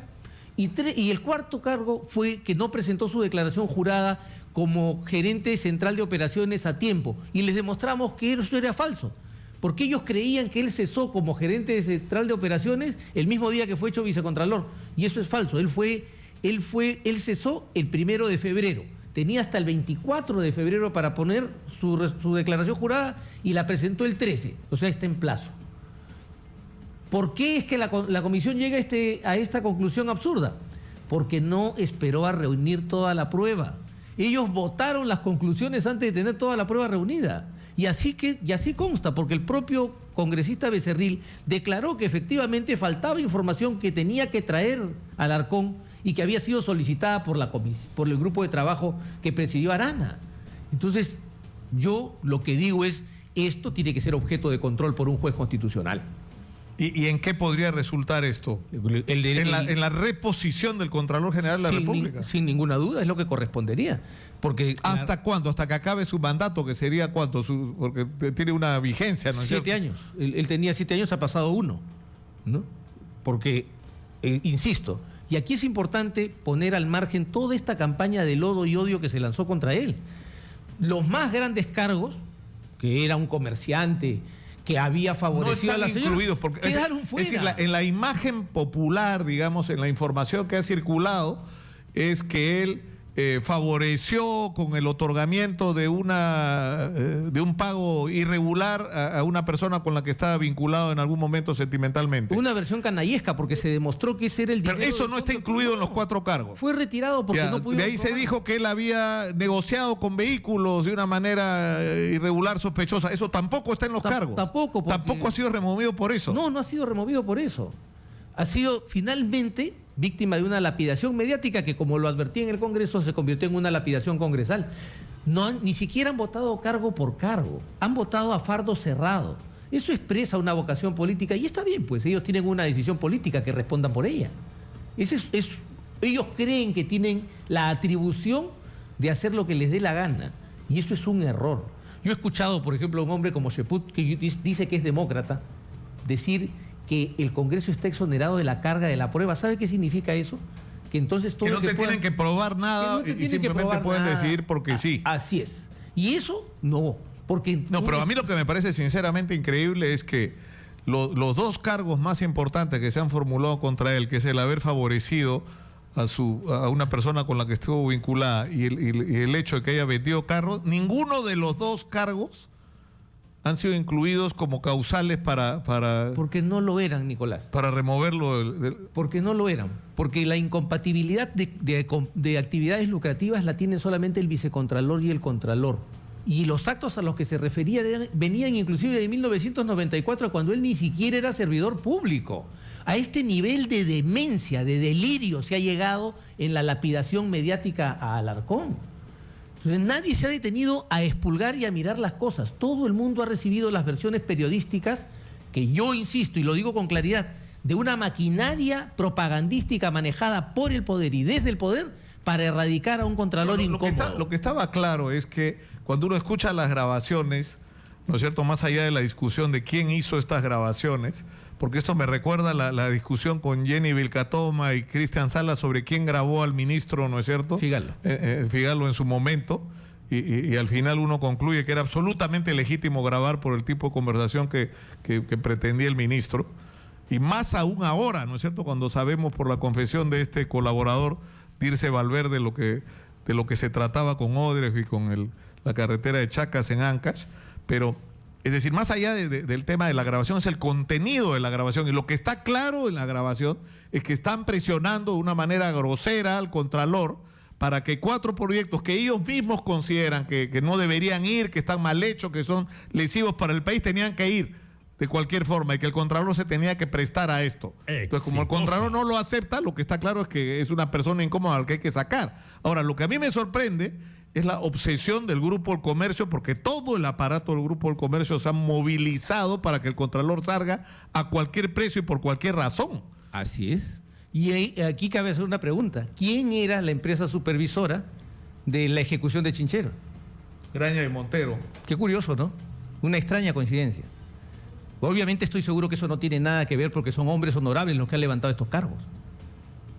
Como diría pues Marco Antonio en el discurso de Julio César, que Shakespeare pone en su boca, hombres honorables son los que han hecho estas acusaciones contra Alarcón. Ahora, estamos claros entonces, el Contralor va a presentar una demanda. Así es. Porque habrían violado sus derechos constitucionales. Pero mire Nicolás, el padre Arana, el congresista Arana, dice que ha respetado el debido proceso de Alarcón. El Perú entero ha visto. Por ejemplo, nosotros le pedimos que nos precisara los cargos. No lo hizo. En su informe dice que eso no es de recibo en un proceso parlamentario. Eso no, ese derecho no vale. ¿Qué dice la Corte Interamericana en Tribunal Constitucional contra Perú? Un caso que nos avergüenza cuando sacaron a Rey Terry, Reboredo Marzano y Aguirre Roca del tribunal. Que una persona tiene derecho a la comunicación previa y detallada de la acusación, aún en un proceso político como este. Pero él dice que no. Le pedí el derecho de contrainterrogar al señor Grados, porque era justo, si estaban atacando, es el derecho de face to face que dicen los norteamericanos, el derecho de confrontar a sus acusadores. Me dijo que no. ¿Qué dice la Corte Interamericana? Reboredo, Marzano, Aguirre Roca y Rey Terry vieron violado su derecho porque no pudieron contrainterrogar. Una cosa bien seria que podría tener consecuencias imprevisibles en este momento, porque no solo se trataría de, si ustedes acreditan que se ha violado el derecho constitucional, es decir, que han removido del cargo del Contralor por razones que no están contempladas en la ley. Y con un procedimiento y con perverso, un procedimiento que ha violado sus derechos. No solamente esto podría llevar a la reposición de Edgar Alarcón, sino a una acusación constitucional contra los congresistas. ¿O no? Pero el problema está en que sería procesado por ellos mismos. Entonces estamos en ellos una tendrían trampa. que procesarse a sí mismos por haber violado la Constitución. Así es. Entonces, pero lo que sí pasa, lo que sí queda, es esta sensación de haber retrocedido hasta más allá de la Edad Media en este manejo que ha hecho el Congreso peruano. Y que es un manejo con un procedimiento que, repito, nos avergüenza. Usted vio, o probablemente si tuvo suerte de ver la audiencia cuando se presentó a Alarcón, cuando no me dejaron asistirlo, cuando me retiraron de la mesa para que yo no pudiera objetar las preguntas. Y dicen que respetaron el derecho de defensa. ¿Y dónde está entonces la asistencia de un abogado? Yo quiero aprovechar, doctor Abanto, que está usted acá para hablar del otro tema que lo ha puesto usted está usted de moda últimamente. Está en el caso político más impactante del momento, que es el caso de Edgar Alarcón, y en el caso mediático, por llamarlo de alguna manera, que es el de Corina Rivadeneira y la situación absurda que está enfrentando en este momento, ¿no? Porque ¿cuál es su situación en este momento? Bueno, yo tendría que decir en primer lugar que ambos comparten una cualidad, y es el ser víctimas de los desafueros de un gobierno que ha extraviado el norte, ¿no? En el caso de Corina, Corina está siendo víctima de una persecución arbitraria por parte de la Superintendencia de Migraciones. Y decimos que es arbitraria porque a Corina se le creó un cargo falso. Acaba de publicar su empresa, la empresa que la contrató y que ha pagado los impuestos por esa contratación, que se llama Mogran Comunicaciones, ha hecho un comunicado diciendo: yo la contraté, ella trabajó para mí y yo pagué mis impuestos sobre eso, y lo que dice Migraciones es una barbaridad. Por esa supuesta no contratación, según ellos contratación falsa, le anulan la residencia sin haberle dado derecho a defenderse. Luego, y es más grave porque esto se produce en una apelación. Primero la querían sacar porque había dado datos falsos como para ingresar como turista. Usted y yo hemos viajado y nadie da datos para ser turista. Lo único que necesita es tener o la visa o la nacionalidad correspondiente que lo habilite a entrar sin visa. Ya. Eso hacen. Finalmente surgen 4 situaciones nuevas. Hemos puesto un amparo que está en trámite. El señor Sevilla se ha personado. Hay un habeas corpus donde también el señor Sevilla se ha personado. Hay un proceso penal contra Corina por el tema del matrimonio en Huaral. El matrimonio donde dio una dirección falsa, porque finalmente es auténtica, hemos demostrado. Claro, no, pero finalmente es el argumento, ¿no es cierto? El que inicia todo el escandalete. Pero ahí está el proceso. Y 4, está casada con un peruano. Por todas estas razones, ella es intocable para Migraciones, pero Migraciones presiona a la Policía de Extranjería para que, como se va a ver pronto en los medios, vaya de casa en casa buscándola. O sea, ¿ella está en qué condición? ¿En la clandestinidad en este momento? Sí, está bueno. Pero es absurdo. O sea, yo tengo, doctor Abanto, un programa en el internet, en Digital TV Perú, que se llama Peruanos por el Mundo. Y hemos dedicado varios programas a darle instrucciones a los peruanos frente a los riesgos que podría implicar su situación irregular en los Estados Unidos. Y me sorprende, es decir, que lo que nosotros estamos reclamando como derecho que los peruanos tienen para defenderse, ¿no es cierto? Porque no le están haciendo daño a nadie, no están cometiendo ningún delito, ¿no es cierto? Su única situación es el de estar en una condición migratoria irregular, ¿no? Estamos peleando por esos derechos para 1,5 millones de peruanos que viven allá, de los cuales aproximadamente 700,000, fácilmente 700,000 están en condición irregular. Y le estamos negando ese derecho acá a una ciudadana. Es absurdo. Es absurdo. ¿Cómo vamos a reclamar el derecho para los nuestros allá y negarle ese derecho acá a alguien, ¿no? Pero es que además es tan descabellado que el Estado peruano pretenda procesar penalmente a Corina y el Estado peruano pretenda poner a Corina fuera del país para que no responda por este proceso penal. Al mismo tiempo. Este es el Dr. Jekyll y Mr. Hyde. Lo único que se me puede ocurrir, porque veo la absoluta inacción del presidente de la República, es que creo que su mentalidad norteamericana, que no se ha abrogado por la entrega del pasaporte, no prevalece sobre su mentalidad latinoamericana en este caso. Pero Humberto, escúchame, en Estados Unidos, y eso es una cosa que yo he aprendido en estos meses trabajando en el programa Peruanos por el Mundo, es, primero que tú, cuando te detiene uno de la migra, tú tienes derecho a guardar silencio, de no decir nada si no está tu abogado, y a pelear por tu permanencia, y que mientras se hace el proceso de tu permanencia, todo está legal. Y el proceso de disputa sobre tu permanencia puede durar 2 o 3 años. Y en ese tiempo tienes derecho hasta a trabajar, que te lo dan las autoridades migratorias norteamericanas. Y ese derecho existe en el Perú. Y se supone que, claro, que nosotros tenemos algo parecido. Ahora tenemos ese derecho en el Perú. Eso ellos dicen, tú has tenido una permanencia irregular, se abre un proceso, te denuncia, y en el transcurso tú tienes derecho a permanecer en el Perú, y como tienes que vivir de algo, te dan derecho a trabajar. Y esto se hace peor porque el señor Sevilla ha sido notificado por el Ministerio Público el día 26 de junio, el último 26 de junio, diciéndole, tengo un proceso penal contra la señora Corina Rivadeneira de Hart. Entonces, en ese momento, el señor lo que ha tenido que hacer es pedir una resolución disponiendo la condición migratoria suspendida. Pero el señor le pesa la mano para hacer eso y no le pesa la mano para coger el teléfono y presionar a la Policía de Extranjería para que se ejecute la orden de salida. Aquí, nosotros hoy mismo estamos requiriendo con una carta notarial al señor Sevilla para que cumpla con esta disposición reglamentaria. Ahora, ¿de qué se trata? De entretenernos a todos, pues, porque ya no está hablando Nicolás Lúcar sobre los contratos fraudulentos, sobre estos contratos de concesión fraudulentos que le van a costar miles de millones de dólares a nosotros. Porque la gente dice que esto le va a costar al Estado peruano y nadie dice lo que decía con tanta brillantez Margaret Thatcher, que el Estado peruano no tiene plata. La plata que maneja es la plata que le damos nosotros. Cuando usted compra un cigarro, cuando usted paga sus impuestos cada mes y cuando regularicen en marzo, ese dinero se usa para pagar las cosas que hoy día van a enriquecer a otros indebidamente. Y de eso no estamos hablando, estamos hablando de Corina. Estamos hablando de Corina Rivadeneira y de un atropello de parte de Migraciones.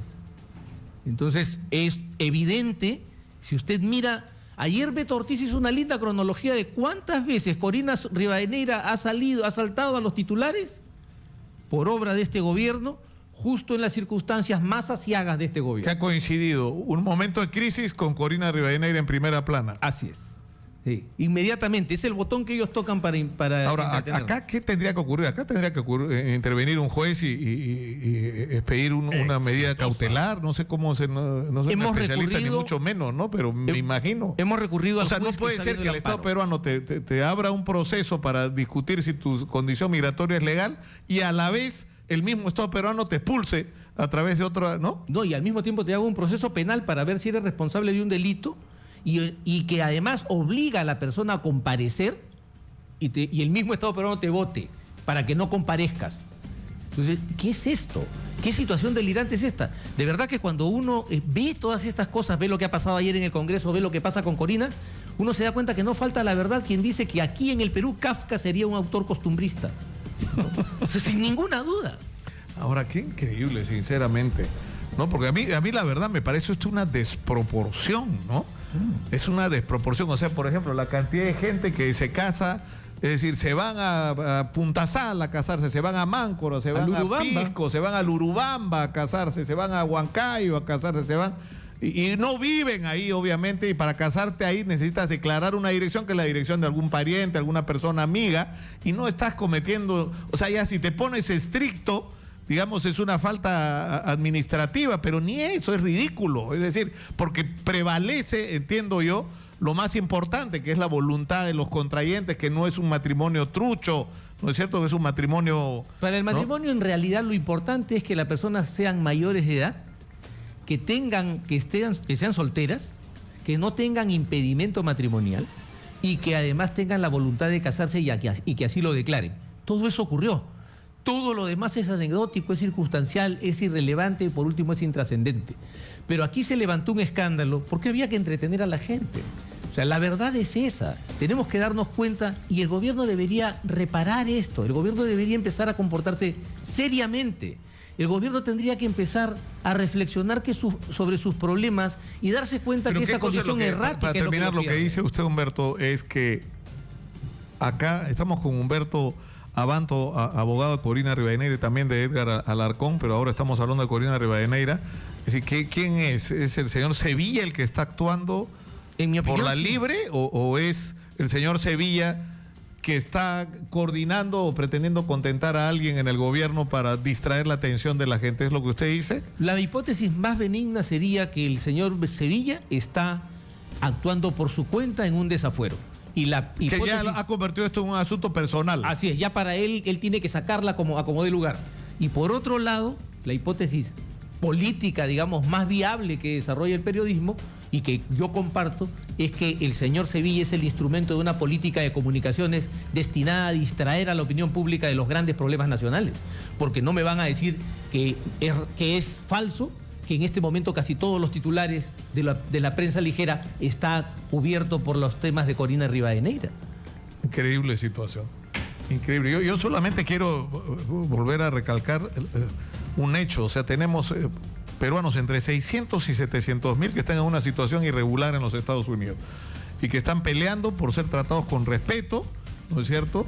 Por no ser tratados como delincuentes, por no ser expulsados de los Estados Unidos, porque muchos de ellos allá ya tienen familia, ¿no es cierto? Y lo que resulta absolutamente incomprensible, incoherente, es que nosotros le demos a Corina Rivadeneira un trato que es el que precisamente estamos rechazando que le den a los peruanos en los Estados Unidos. No tiene ningún sentido. Ningún sentido, y convirtiendo un tema de esta naturaleza en el centro de la atención, como usted dice, doctor Abanto. Lamentablemente, yo espero, sinceramente, que ante el requerimiento que le vamos a hacer formalmente a Sevilla de que cumpla con el artículo 90 del reglamento de la ley de extranjería que dio este gobierno, se regularice la situación de Corina y ella pueda vivir tranquila y en paz y afrontar los procesos que se le han montado. Y que después se esclarezca toda su situación. Ojalá sea así y no nos veamos obligados a hacer que el juez de amparo intervenga y dos, a interponer una denuncia por abuso de autoridad contra el señor Sevilla. Contra el señor Sevilla. Ha sido Humberto Abanto, abogado de Edgar Alarcón y de Corina Rivadeneira. Muchas gracias por estar con nosotros, Nicolás. Humberto. Nosotros nos vamos a la pausa, regresamos con más. Esto es Exitosa 95.5 de la FM. Miren, Víctor Andrés García Belaúnde se refirió a Kenji Fujimori diciéndole es un autista en el Congreso. Y Ana Jara le acaba de responder en el Twitter diciendo ¿qué tal si evitamos usar enfermedades sentidas como el Alzheimer y ahora el autismo para cuestiones políticas? Es un drama para los pacientes. Tiene razón Ana Jara, tiene razón, sinceramente. Vamos a la pausa. Volvemos con más.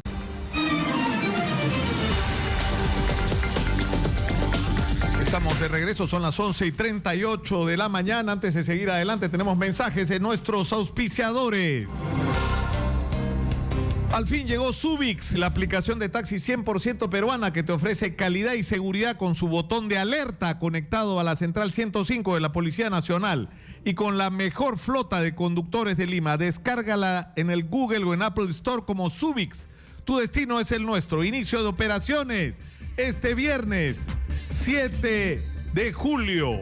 Y tenemos otra mención. ¿Sabías que Paraíso es la única marca de colchones en el país que tiene un laboratorio en el que cada insumo y luego el colchón terminado es sometido a 7 rigurosas pruebas y exigentes controles de calidad para asegurar la garantía real de tus productos? Esto garantiza que en tu colchón Paraíso puedas tener el mejor descanso para una vida saludable.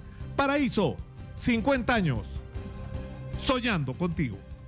Y estamos ahora con Danilo Salazar, presidente de la Asociación Nacional de Médicos del Ministerio de Salud. Exitosa. Bienvenido, muy buenos días. Buenos días, Nicolás. Realmente es un honor estar aquí. Y de paso, pues estamos pasando un momento crítico y bueno, estoy para responder. ¿Cuál es la situación de la huelga en este momento? Bueno, la huelga en este momento es prácticamente a un 100% en todo el Perú. En estos momentos nosotros 23.000 médicos que conformamos lo que es MINSA, estamos acatando ahí una huelga nacional indefinida. Y esto justamente ¿por qué es? Porque el sector salud está pasando un momento crítico porque falta de presupuesto. Nosotros le hemos dicho en su debida oportunidad que no podemos vivir si es que no nos incrementan el 0.5% del PBI, y lo cual no lo ha hecho. Lo cual significa 3.500 millones de soles, no lo ha hecho. Solamente nos han incrementado 317 millones, lo cual no va a alcanzar absolutamente para nada. Ahora, y no hay ninguna reacción de parte del gobierno, porque esto no solamente era un compromiso de la campaña electoral, esto fue reiterado sucesivamente por el presidente, que hablaba de ser un país moderno y de la necesidad de producir modificaciones, por ejemplo, con respecto al tema de la salud pública, ¿no? Esto realmente es, no sé ni cómo llamarlo ya, porque se supone que esto se viene arrastrando desde hace muchísimos años.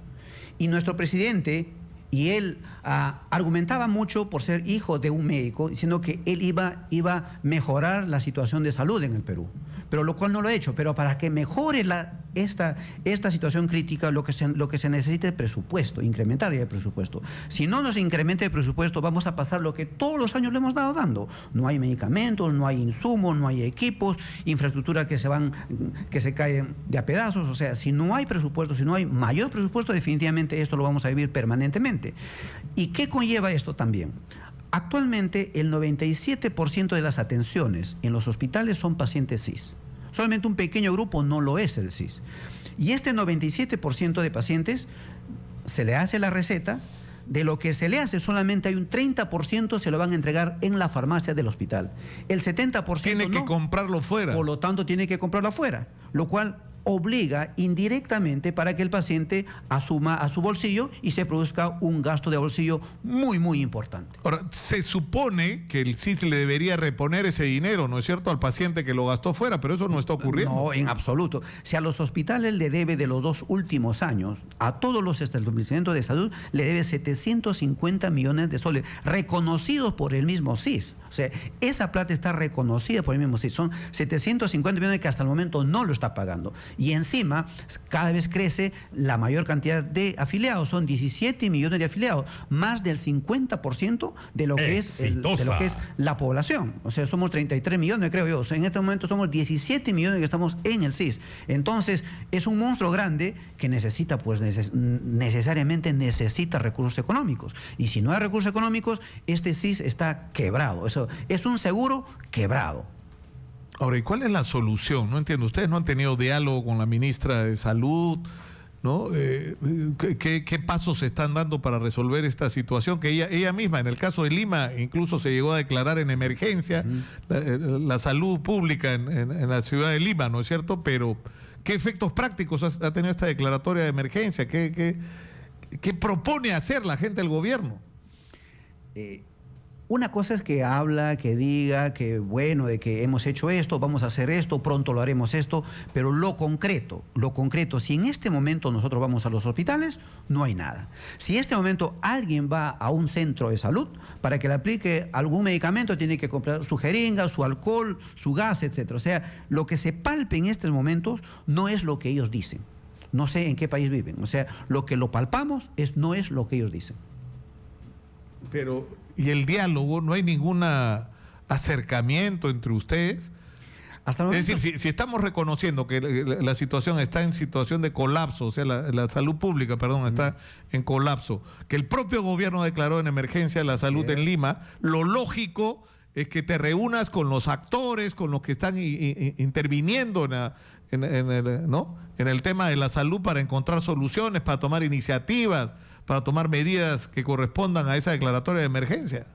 Nosotros en su debida oportunidad desde el año pasado le hemos dicho, uno, que incremente el presupuesto, lo cual dijo que no, que había plata suficiente, que la plata se iba por otros lados, pero que ella iba a hacer lo posible para que se concentre mejor. Pero hasta el momento no ha pasado. Que era un problema de gestión. Así es. Ella simplemente dijo, este es un problema de gestión, pero quien nombra a los gestores es ella. Nosotros no. O sea, quien nombra quién va a ser director de tal o cual establecimiento es el mismo MINSA.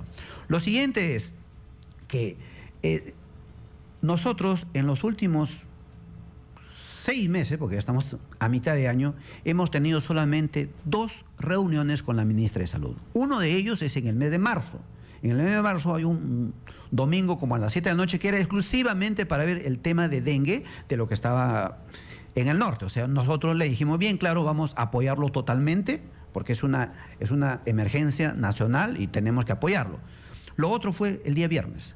Este viernes pasado nos reunimos con la ministra de Salud y con su equipo y le dijimos, bueno, estamos a puertas de una huelga y hay muchas cosas que no se han cumplido. Entonces ella nos argumentó que está viendo, está por hacerse, está por la firma, está pidiendo, en los próximos meses se verá. Pero eso ya lo vemos arrastrando hace muchísimo tiempo. Está cumpliendo un año de gestión nuestra ministra de Salud. Es un año y hasta el momento está con que estoy pidiendo, estoy haciendo, estoy viendo. No puede ser, es un año. Un infarto no nos espera, un accidente no nos espera. Esto es en el ya y eso no lo estamos viendo. Ahora, no hay una manera, yo ayer conversando con Godofredo Talavera por teléfono le decía, ¿no hay alguna manera de que los médicos protesten y reclamen y llamen la atención sin que esto afecte a los pacientes? Porque finalmente una huelga médica va a tener como principales perjudicados a los pacientes, ¿no? Y se supone que ustedes están haciendo una huelga no solo por sus intereses, sino por los intereses de los pacientes. Así es. La última huelga que hubo fue el año 2014, finalizó en octubre del 2014. Desde esa fecha hasta la actualidad hemos conversado, hemos dialogado, hemos sido los que más hemos buscado a la gestión al MINSA. Le hemos dicho, por favor, queremos conversar. Hasta el último. Nosotros la última asamblea nacional que tuvimos para poder precisar si hacemos o no hacemos huelga era el 27 de abril.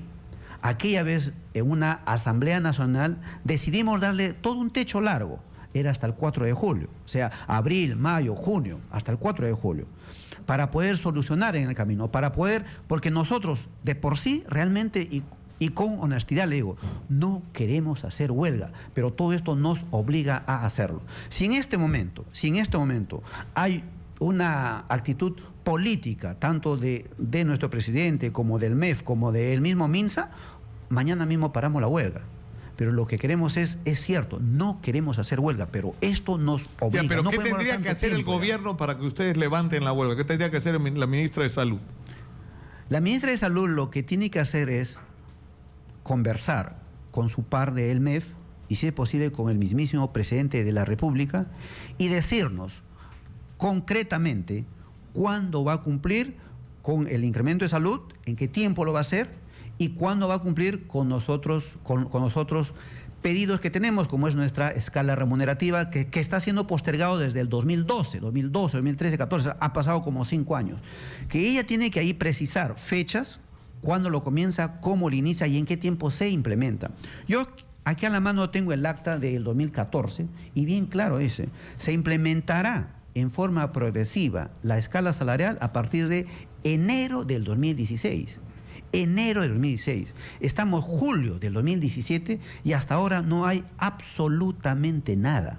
El día viernes, cuando le dijimos, por lo menos, que nos dé un alcance de cómo sería nuestra escala salarial, en qué tiempo se implementaría, con cuánto comenzarías, lo que nos dijo es que recién el día de hoy, no sé a qué hora, iba a conversar con su par del Ministerio de Economía para ver si algo se puede hacer y ver qué opciones nos va a informar en los próximos días. Pero ha pasado tanto tiempo, del 2014 hasta el 2017, y dice que el día de hoy, porque está iniciándose una huelga, va a ver cómo va a solucionar eso. No puede ser posible. Yo le agradezco mucho a Danilo Salazar, presidente de la Asociación Nacional de Médicos del Ministerio de Salud, por estar con nosotros. Y la verdad, esto es un tema de prioridades, ¿no? Porque lo que a uno le provocaría ver o nos gustaría ver es al presidente con su pizarrita, así como la sacó para Cunturhuasi, y explicarnos cómo le iba a resolver el problema a Cunturhuasi.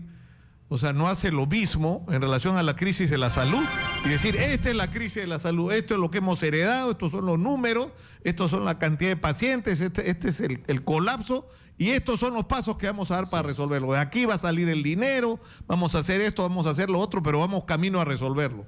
Por ejemplo, ¿no? O que pongan la misma voluntad las autoridades del gobierno central que están poniendo, por ejemplo, en endeudarnos por $2.000 millones para resolver el tema de Talara, que es una refinería que, por palabras del propio Fernando Zavala, si dependiera de él no se haría, ¿no? Porque nos va a costar al final como $7.000 millones. Entonces es un tema de prioridades, En fin, Sofía Gallegos tiene información de último minuto. Está en el Hospital del Niño en este momento. Adelante, Sofía. Gracias, Nicolás. Así es, efectivamente, hemos llegado a los exteriores del Instituto Nacional de Salud del Niño, precisamente porque el día de hoy más de 23.000 médicos de salud acatan huelga nacional, y esto con motivo de varias faltas de presupuesto en el sector de salud, aumento de sueldo, motivos importantes como también la falta de médicos especialistas en diversos hospitales. Vamos a tratar de conversar rápidamente con las madres de familia. Ellas se retiran del hospital. Señora, ¿cómo está? Muy buenos días. Estamos en vivo para Red Exitosa. ¿Normal la atención médica para su niña? Bueno, sí, hoy día de ella, más sobre todo mi hija tiene diabetes insípida, y como ella recibe hormonas, sí o sí a ella la tienen que atender. Ahora, nosotros tenemos en cuenta cuáles son las consideraciones y solicitudes que hacen los médicos, pero considera que de repente esta huelga perjudica la atención, porque el día de hoy se han cancelado más de 15 operaciones. Sí, señorita, el problema es, por ejemplo, yo vine el día 15 para su consulta de mi hija, y me dieron una receta y solamente valía por 2 días. Cuando vine a recoger me dijo que no había medicamento. Cuando vuelta regresé, me dijo, sí señorita, sí, ya llegó el medicamento, pero su receta ya está vencida, solamente dura 2 días. Antes duraba 15, ahora solamente 2 días. Ahora vuelta, hay que volver a entrar por consultorio, de nuevo molestarle al doctor para que te haga otra receta, vuelta a volver a facturar todo eso, y entre citas y citas. Ahora, dígame una cosa, señora, ¿considera en todo caso que el gobierno no está invirtiendo bien en el sector de salud? ¿Qué es lo que falta? Yo creo que sí, porque los medicamentos, por ejemplo, los medicamentos que recibe mi hija son bien caros, y a veces cuando no hay, uno no tiene dónde comprarlo, y mi hija sin ese medicamento es como una droga para ella, porque tiene que estar aplicándose en la mañana y en la noche, y si no se empieza a descomponer. Bien, muchísimas gracias, señora, por conversar con Radio Exitosa. Vamos a conversar rápidamente con otra mami. Señora, ¿cómo está? Muy buenos días. Su niño acaba de pasar la atención médica con normalidad. No, mi hijito está en hemodiálisis, está mal de riñón, y yo quisiera que me den un apoyo, porque ahorita estoy debiendo sangre también, ya 4 unidades. ¿Cuál es su nombre, señora, y dónde la podríamos ubicar? Mi nombre es Ada Neri Vega Ore, y me ubican así en Nefro, me ubican ahí. Bien, señora, muchísimas gracias, Nicolás. Sin duda alguna, en estos momentos, pues varias madres de familia, padres que vienen asistiendo a las consultas médicas. Afortunadamente, todo está dentro de la normalidad. Nosotros vamos a vamos a venir con más detalles en breve. Adelante contigo, Nicolás. Muchas gracias, Sofía. Bueno, esta es la situación, y como decíamos hace algunos minutos, finalmente los que terminan pagando los platos rotos son los pacientes, ¿no? Que ya están sufriendo el colapso de la salud pública y ahora tienen que enfrentar adicionalmente la huelga de la Federación Médica de los Médicos de los hospitales y de las postas médicas de todo el país. Son 23.000 médicos en huelga en este momento. Y la situación en realidad se torna exasperante para la gente. Pero en fin, está con nosotros Eduardo Lanfranco, director de la Asociación de Productores Chocolateros del Perú, APROCHOC. Bienvenido. Gracias, Nicolás. Muchas gracias por la invitación. Ahora que se ha puesto en el centro del debate, digamos, qué cosa es realmente leche, también se ha puesto en discusión qué cosa es realmente chocolate, ¿no? O sea, ¿qué merece llevar la calificación de chocolate? Es correcto, mira.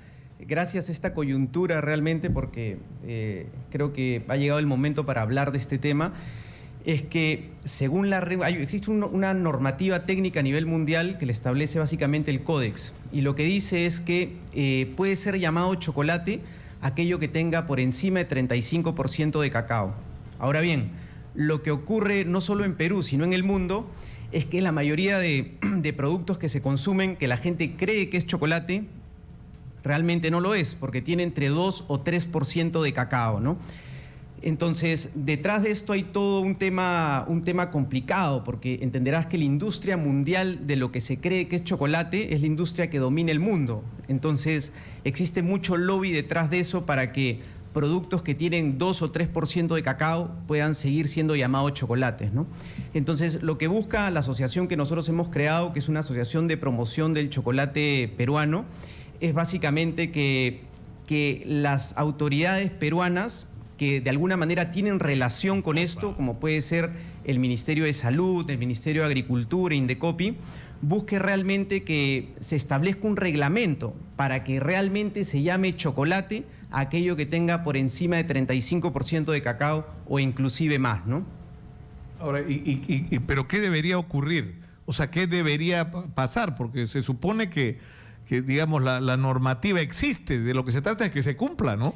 Yo creo que, a ver, hay que ponernos, o sea, tiene que haber mucha comunicación detrás de esto, ¿no? Y tiene que haber una promoción muy fuerte de las autoridades peruanas sobre difundir lo que realmente es chocolate, ¿no? Si se estableciera esta norma técnica y se cumpliera, entonces, ¿qué encontrarías en el mercado? Que los productos que la gente piensa que son chocolate, que son los productos que cuestan 1 sol, 2 soles, ya no van a poder ser llamados chocolate. Van a tener que ser llamados... Pero en este momento, legalmente, ¿en qué punto estamos? Eso no existe. No existe, estamos en cero, ¿no? Entonces, acá se genera un problema. Claro, pero igual existe el derecho de los consumidores a una información certera. O sea, no puede ser que un producto que tenga 2% de cacao, tú le puedas decir chocolate y no pase nada. Es correcto. O sea, yo veo 3 puntos básicamente en esto. El primero es un tema de defensa del consumidor. El consumidor tiene que saber qué es lo que está consumiendo. Y básicamente su decisión de compra se basa mirando una góndola, viendo un producto y mira básicamente lo que es precio, ¿no? Entonces ahora termina comprando un producto que tiene 1 o 2% de cacao porque es más barato, ¿no? Entonces si el consumidor estuviera informado sobre esto, él tendría la capacidad de poder decidir qué comprar o qué no comprar, o gastarse 1 sol en algo que no es chocolate, o gastarse pues a partir de 12 soles para arriba en algo que realmente tiene cacao, ¿no? Entonces, ese es el tema número 1. El tema número 2 es que finalmente las empresas que producen chocolate y que estamos compitiendo por revalorar el cacao que tiene el Perú, no competimos en igualdad de condiciones. ¿Y por qué? Porque efectivamente sales al mercado y la mayoría de los productos con sabor a chocolate, que son llamados chocolate, cuestan entre 1 y 3 o 4 soles, y de pronto los que sí tienen cacao y realmente son chocolate tienen precios por encima pues de 12 o de 12 soles para arriba, ¿no? Entonces no estamos jugando en igualdad de condiciones en este mercado, ¿no? Entonces nosotros no decimos que los productos que tienen 1 o 2% de cacao dejen de existir. No, que sigan existiendo. Pero simplemente que se informe correctamente. Ahora, con la ley de la alimentación y el nuevo reglamento de esto, porque la ley de la alimentación no solamente establece las alertas que debería hacer sobre los excesos de azúcar, de sodio, ¿no es cierto?, sino además sobre el derecho del consumidor a ser informado sobre lo que el producto contiene. Entonces, si a mí me ponen delante un chocolate, ¿no?, con el nombre de chocolate, y que me dice que tiene 1.5% de cacao, entonces yo decidiré que no me interesa, ¿no? Exactamente, ¿no? Pero eso es efectivamente lo que no se viene cumpliendo, ¿no? Entonces, si se estableciera un reglamento para esto y las autoridades respaldaran esto, entonces el consumidor tendría información clara para poder tomar libremente una decisión, ¿no? Y el punto número 3 que quiero agregar es que Perú es un país cacaotero. Para ubicarnos en esto, solo el 5% de la producción mundial de cacao es denominado cacao fino y de aroma. Eso quiere decir que solo con el 5% del cacao mundial se puede hacer chocolates finos y de aromas. Entonces, si partimos de ese enfoque, casi los países que hemos pensado que tienen el mejor chocolate, como puede ser Suiza o Bélgica, casi quedan fuera de esta competencia. ¿Por qué?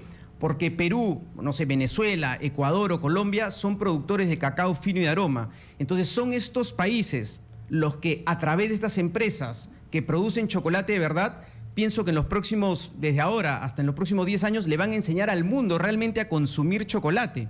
O sea, comer una barra de chocolate hecha con cacao fino y de aroma es como tomarse un vino de alta gama, ¿me entiendes? Tiene un perfil, tiene un aroma, lo tienes que entender, ¿no? Entonces, esto no se va a dar de la noche a la mañana, esto es un proceso, ¿no? Pero de alguna manera el peruano tiene que saber que Perú es cuna de cacao, que tenemos la mayor biodiversidad genética de cacao del mundo y que nos podemos convertir en una potencia exportadora de chocolate fino, no de cacao. Entonces, claro, de dar el salto, ¿no es cierto? Lo que no hemos podido hacer con la minería, es decir, hacerlo... Exactamente, ¿no? En vez de exportar lingotes de oro, ¿por qué no exportamos joyas, no? Por decírtelo así, ¿no? O láminas o productos ya terminados para la industria, ¿no?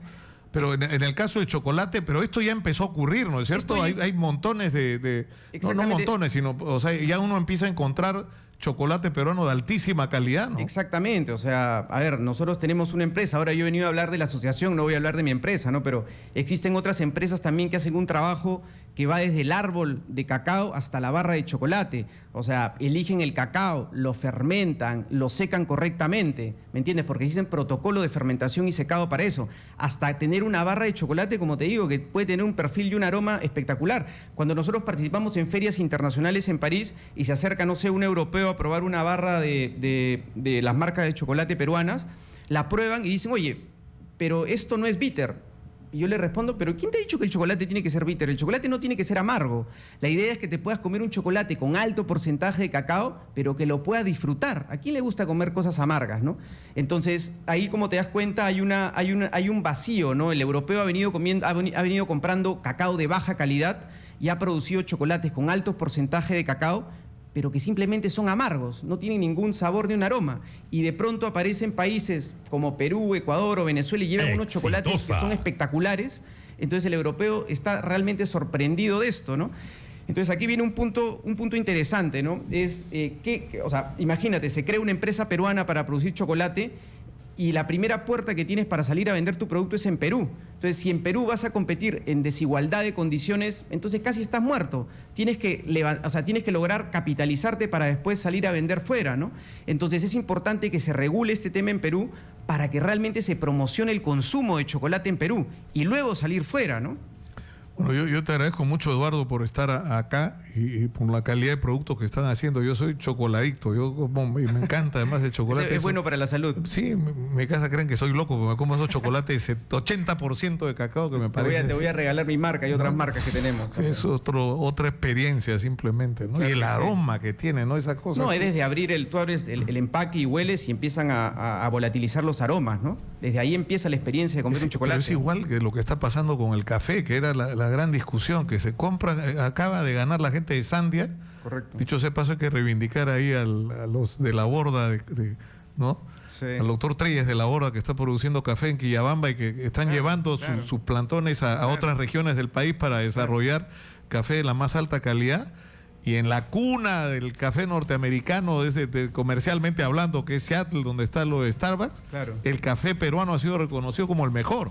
Ahora, ¿cuál es el problema? Que compran nuestro café A1 para mezclarlo con cafés y hacer algo que merezca la pena de tomarse, ¿no? Mira, pero, o sea, si pudiéramos desarrollar nuestras propias marcas, sería extraordinario, ¿no? Mira, todo se basa en marca, básicamente. Si te pones a pensar, no sé, piensa en marcas de ropa, en Lacoste u otras marcas, simplemente venden marca, pero se producen en Perú, se producen en China, en otras partes. Yo lo he visto en Nueva York, gente buscando en las tiendas estas fichas que dijera que era algodón peruano. Sí, claro. Y compran porque es algodón peruano, no porque es de una de estas supermarcas. Sí, entonces, claro, si lográramos que los productores peruanos hagan sus propias marcas y las vendan en el mundo, o sea, sería un cambio. Pero para eso hay que, no solamente tiene que cambiar la actitud del productor, tiene que cambiar la actitud del Estado. El Estado tiene que apoyar esta iniciativa privada que viene de hace 5 años, ¿no? Realmente es un tema largo, me gustaría en algún momento tener más espacio para contarte. No, pero por supuesto, más sobre esto, ¿no? Vamos a hacer una vez a la semana, señora Magariño, vamos a dedicar 30 minutos a todo lo que se está haciendo de bueno en el Perú. Pero claro, porque yo creo que hay que querernos más. Y yo les recuerdo 2 cosas. Lo que Eduardo Galeano, yo creo que ya lo pusieron en las redes sociales de Exitosa. Cuando Eduardo Galeano nos recuerda a los peruanos, nos dice, ustedes deberían promover esto y estar orgullosos. Hitler organizó unas Olimpiadas para mostrar la superioridad de la raza aria. Partido Perú-Austria, que era su país de nacimiento. Y el Rodillo Negro le metió 7 goles al equipo de la raza aria. 7 goles. Nos anularon 3, igual le ganamos 4-2. Y los 2 goles que metieron los austriacos fueron tramposos. Y esa noche anularon el partido. O sea, y deberíamos estar, Eduardo Galeano dice que deberíamos proclamar ante el mundo entero que nosotros tuvimos la selección de fútbol, ¿no? Que simplemente avergonzó a Hitler en su propio país.